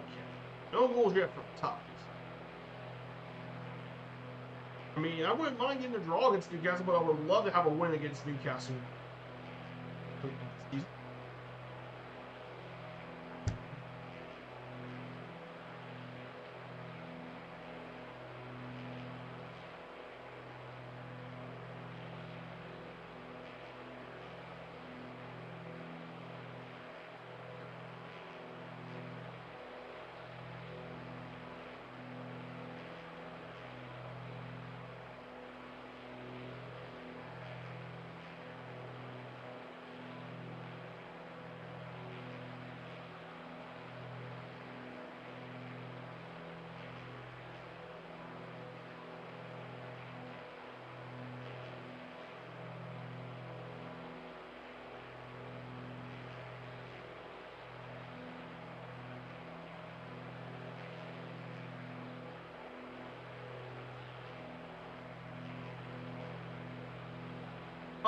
No, this is not from the marketplace. This is actually in the sim.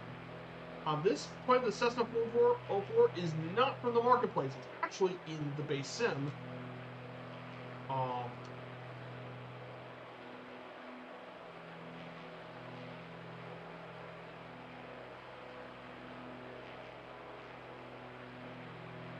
It is actually from the aircraft list. It's the list of aircraft for MSFS 2024.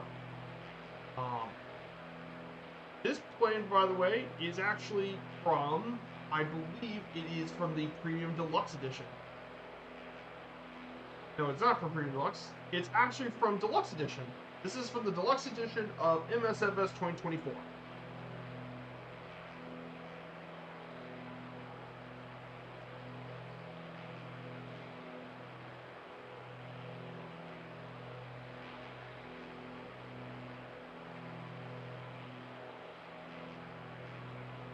No, this is from Deluxe Edition MSFS 2024, John. This is not from. This is Lake McConkey,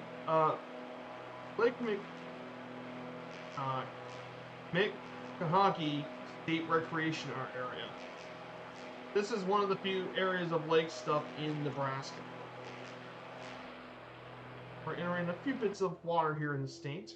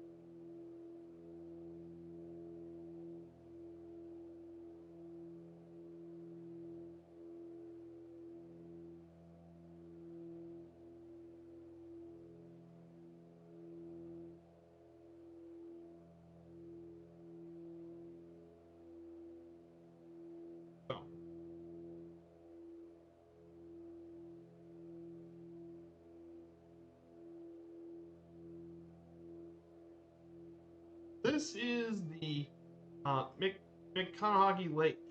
This is a major reservoir here in the North Platte River. It was mainly used for the Kingsley Dam that was built in this area.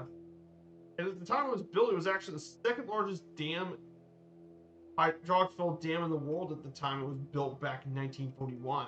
Behind, of course, Hoover Dam. But this lake is a very popular area in the state for fishing, boating, water sports, camping, and hunting. Very popular area for a lot of that. And trust me, the state could probably use something like this.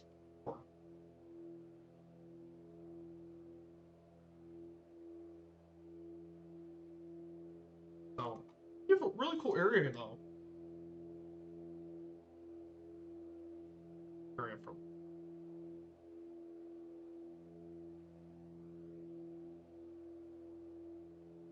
Doing very well, guys. I'm very happy about today. Today's been going great. I really do appreciate the turnout, guys. For this being the last stream till vacation, I really do appreciate the turnout. It's been amazing.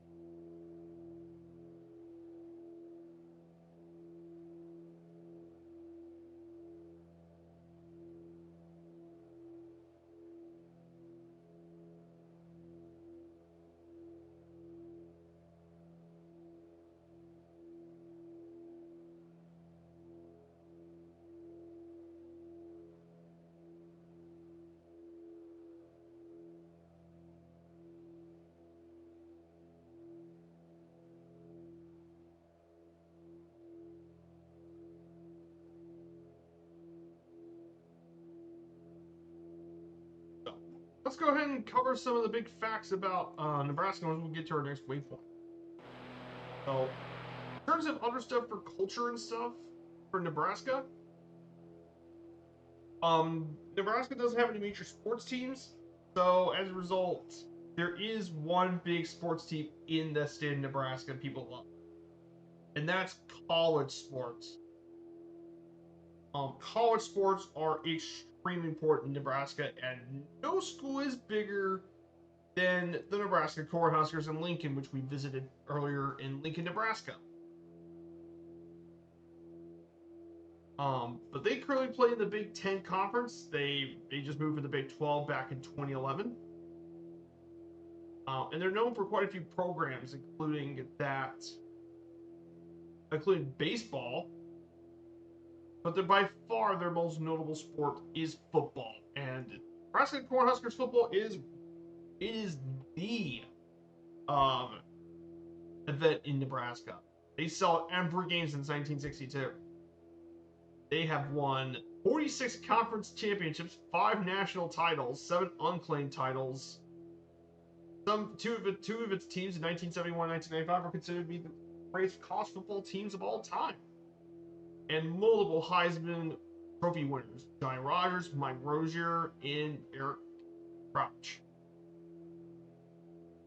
And they've had some legendary players and coaches. Most notably, probably their greatest coach, Tom Osborne, who won 255 games. But yeah, Nebraska football is an institution here in the state. They have some incredibly rich traditions, unlike anything else in college football.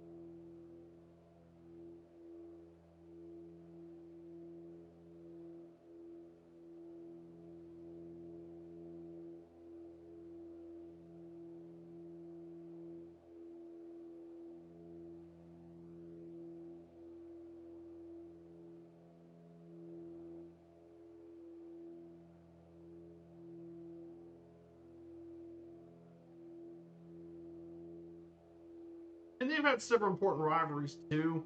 Mainly Nebraska, historically, its biggest rival historically has been Oklahoma. It's been one of the best rivalries in college football during its heyday. Especially during its heyday in the 1970s and 80s. Especially became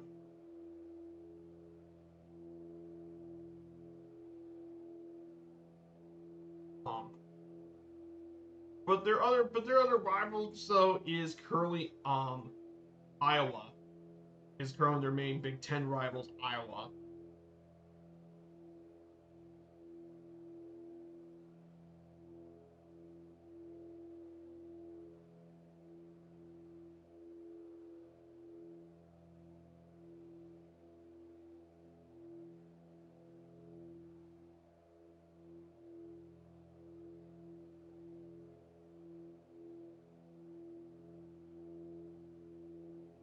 So yeah, pretty cool stuff.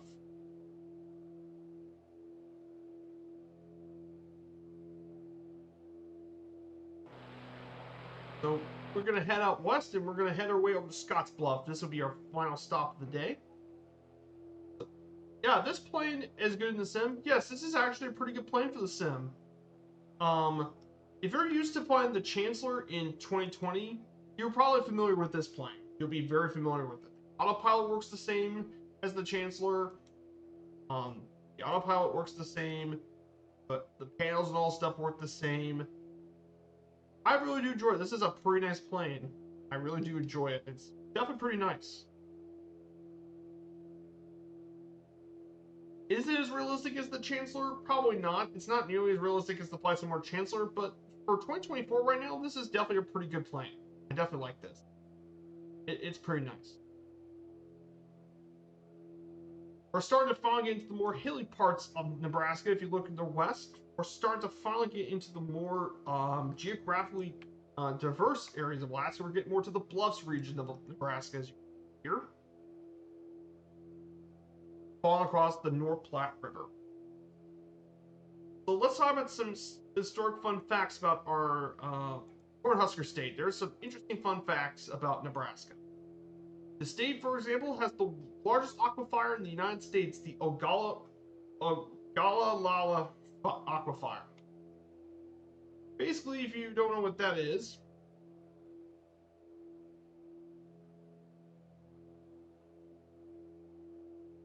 this aquifer, by the way, is a water table that was built in the Great Plains. It's actually one of the world's largest, and its area is about 174,000 square miles into territories of 8 U.S. states, from South Dakota over to Texas. And it was mainly used a lot for agriculture, as at one point, it was used about 27% of irrigated land in the United States.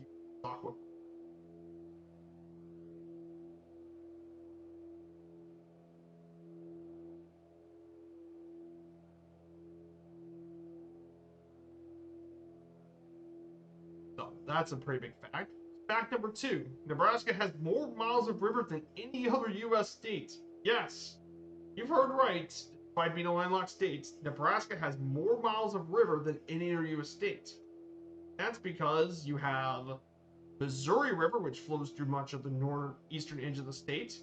You have the Republican River, which flows through pretty much a lot of the southern half of the state, is the Republican River. Up north, you have the Niobrara River, and of course, let's not forget the Platte Rivers, the North, South, and Main Platte Rivers throughout east to west.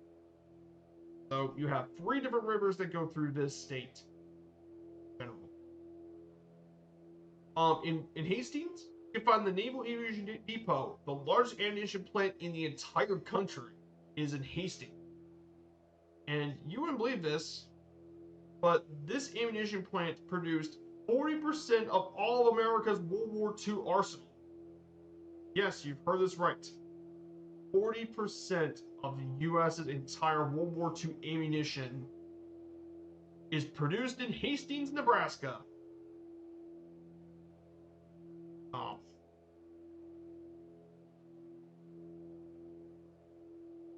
Yes, I kid you.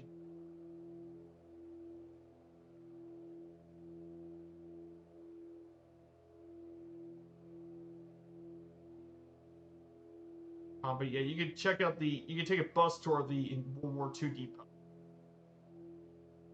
And check out. Yeah, they produced a lot of ammunition.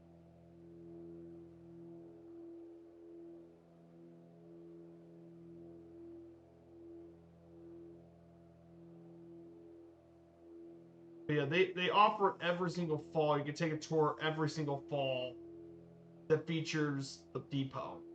Lots of military ammunition produced. Nebraska was the first state in the United States to complete its segment of the interstate system, which is a 455-mile stretch of a 4-lane highway.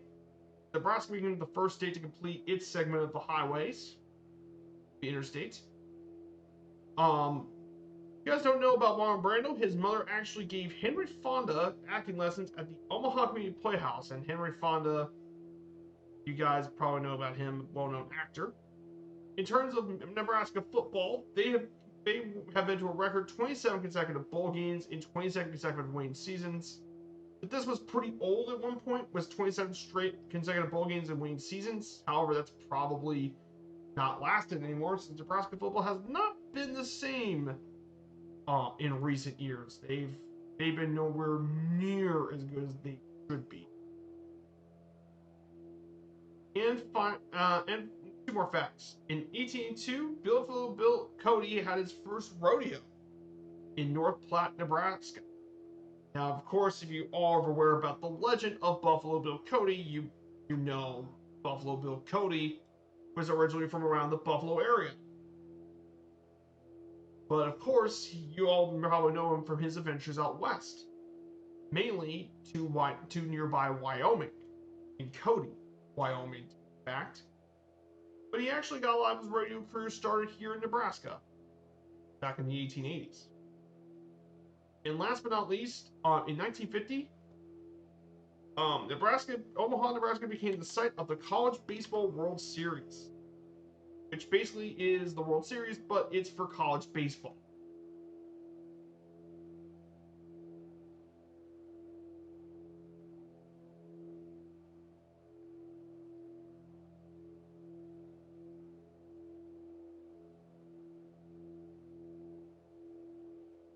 So if you wonder why they picked Omaha, Nebraska to host the College World Series, well, it was originally in Michigan in 1947. And they moved here to Lawrence Stadium in Kansas for 1949, but it's been in Omaha ever since 1950.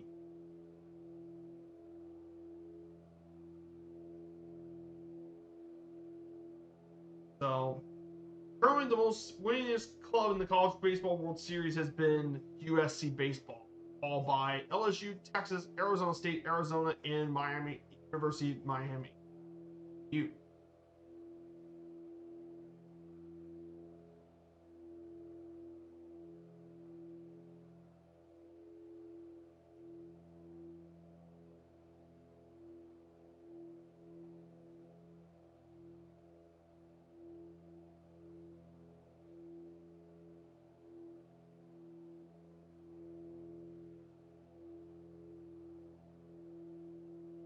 So yeah, that is.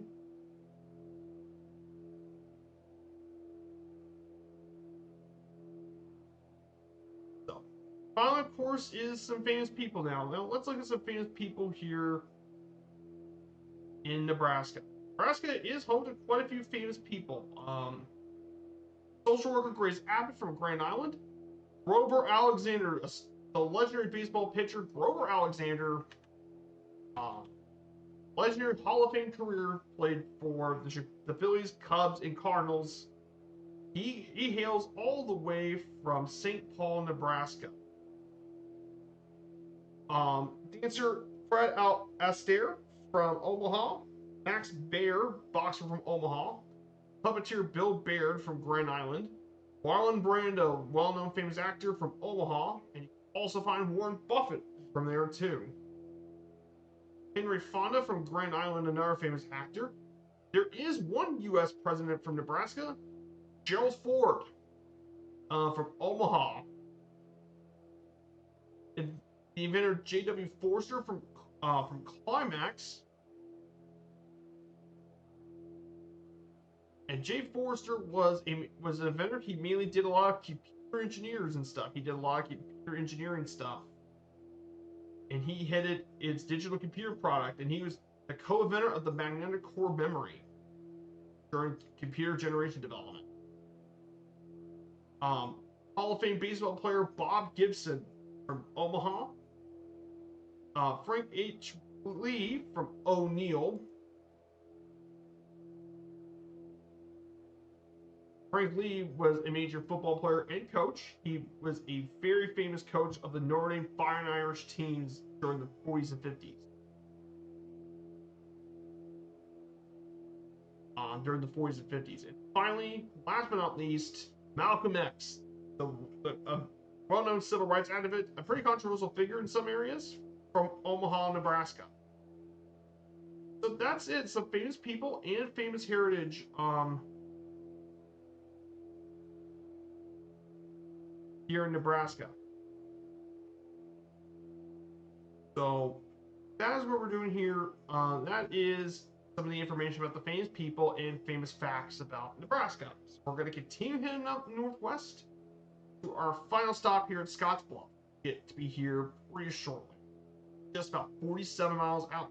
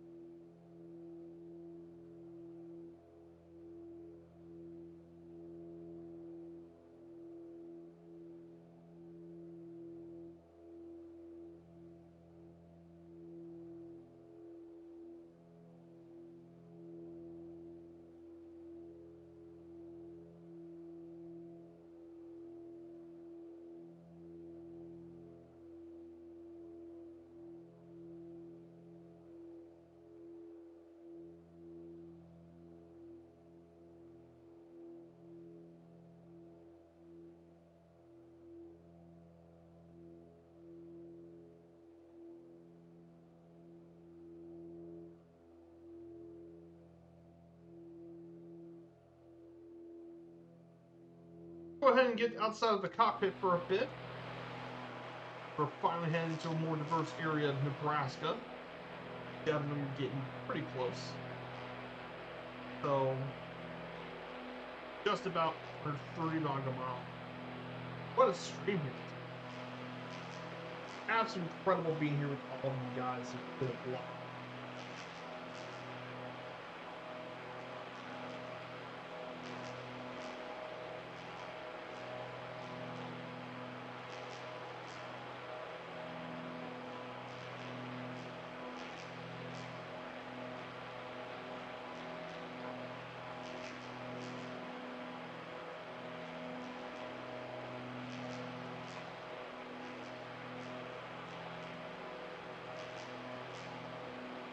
Here we go, guys.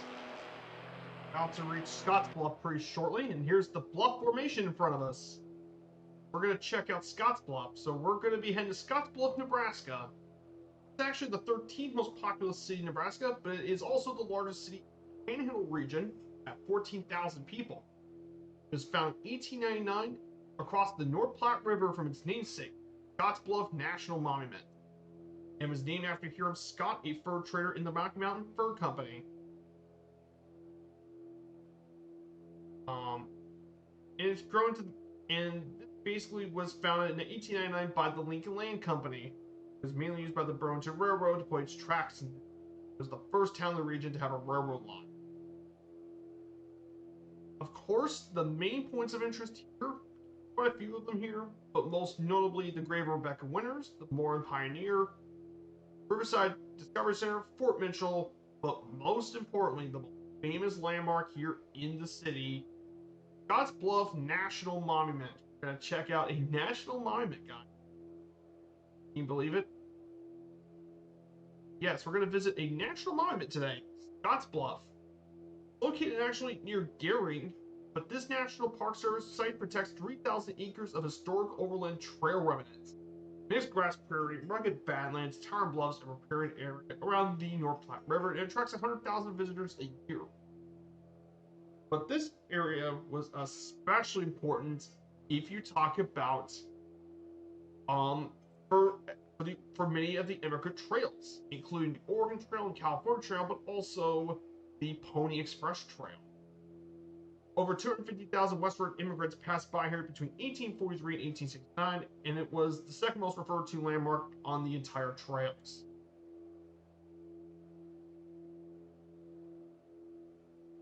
Of course, one of the interesting things about this rocks is they're actually from the Oligocene in mudstones. They've been dating back at least since 39 to 23 million years old. And you can actually take several trails to get you up to the peaks. Get some really cool views of the bluffs here in the Department of Nebraska.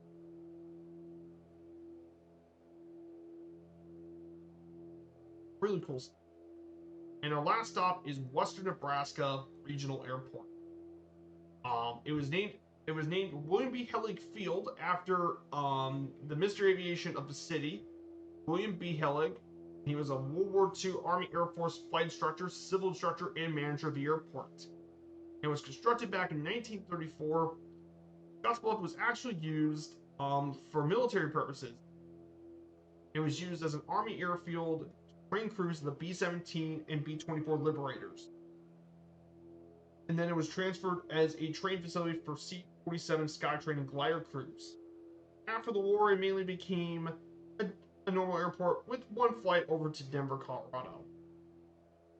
So that wraps up that is the last slide for today's stream here in beautiful Nebraska.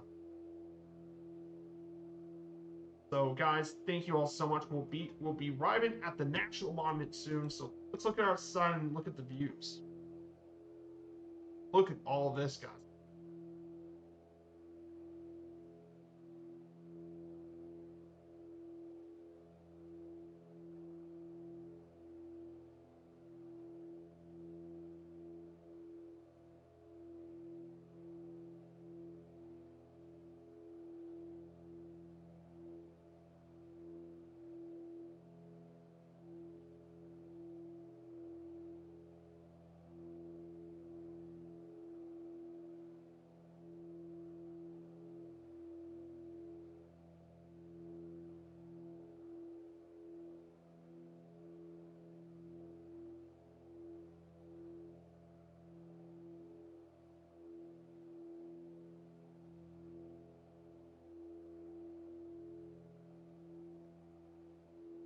No, I'm not using live weather. I actually used a few clouds. I'm using a preset. Mainly it's few clouds, but I changed some of the cloud densities and stuff. Because the thing is, this is VFR, and I don't want to use live weather for VFR purposes. I'm not on FatSim, so why would I want to do it? Plus, I want to see what's out in front of me. Much? But that's a good question. But thank you very much. I don't really want to have to worry about what I want to see out of it. Look at these bluffs. See, now this is the most geographically interesting thing about Nebraska. This region right here. Just imagine this when you're walking through the trails out west and you see something like this.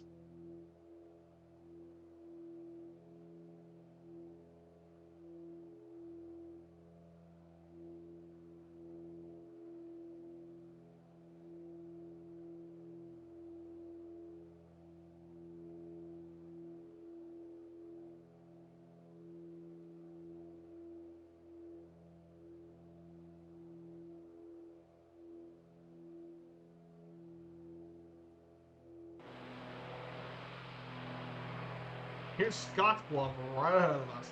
National Monument. Of course, this isn't the most famous national monument in this area. You go north and northwest, you can get to Devil's Tower.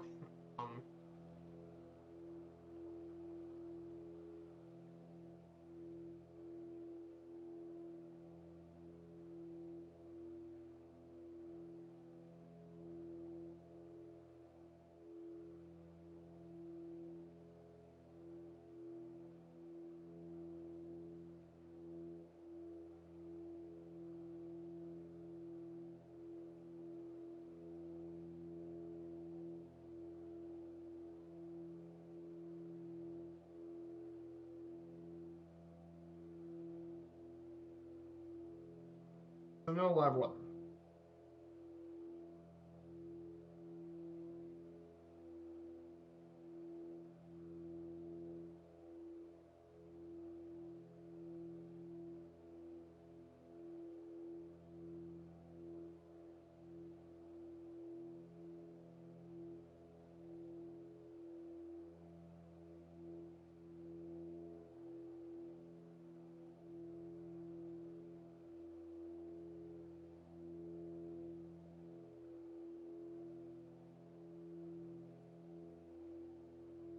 If you want to check out the site for the National Monument, here's a link. I'm going to put the link in the chat if you guys are interested in checking out Scottsbluff National Monument here on the.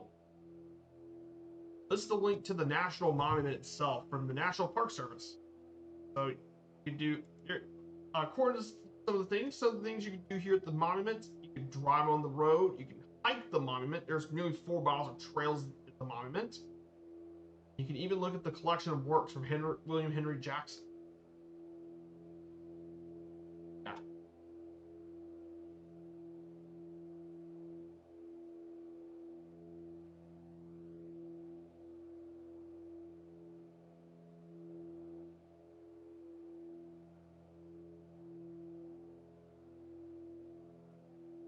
So here it is, guys. Scottsbluff National Monument, right dead ahead of us. Go ahead and turn off our autopilot. Autopilot off. We'll turn off, and we can do some. I'm going to go a little slower.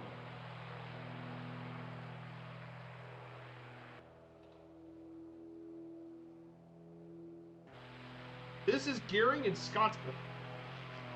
Here.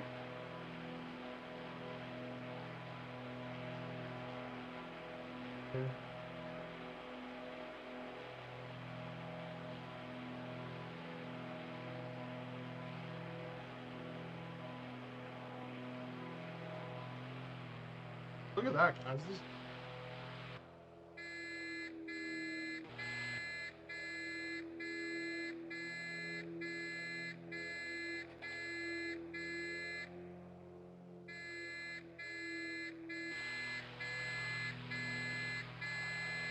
Look at this.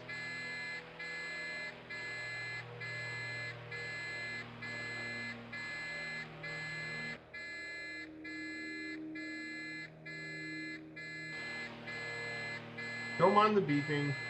But yeah, this is Scottsbluff National Monument. Look at that. Look at that.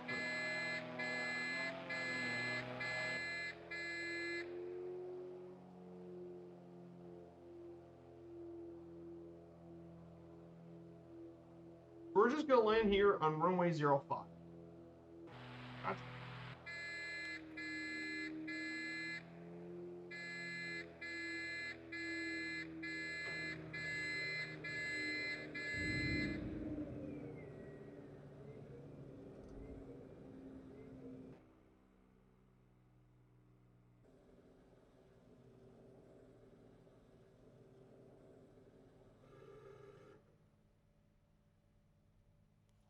National Monument.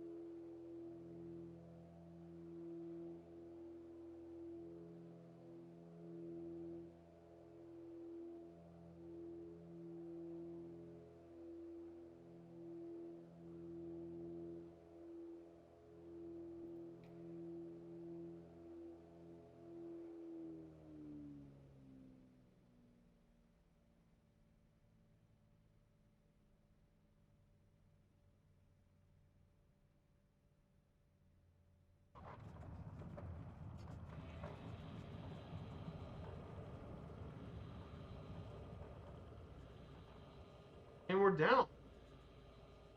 Our landing rate is negative 141 per minute. So that is a perfect landing here. Nice. We'll just stop right here today. This has been a great stream, guys. Let's turn and we'll get this thing shut down. So, guys, welcome to Scottsbluff, Alaska, Nebraska. I mean, so guys, thank you all so much for today's stream. I really do appreciate all you guys being here. Amazing turnout today. Nearly 15 people today. This is one of the best of any of these streams. So, guys, I hope you all enjoy the rest of your weekend. I'll be heading out, and we will officially be returning back. We'll be returning back to our series on the 20th of June. We'll be streaming 2 days a week.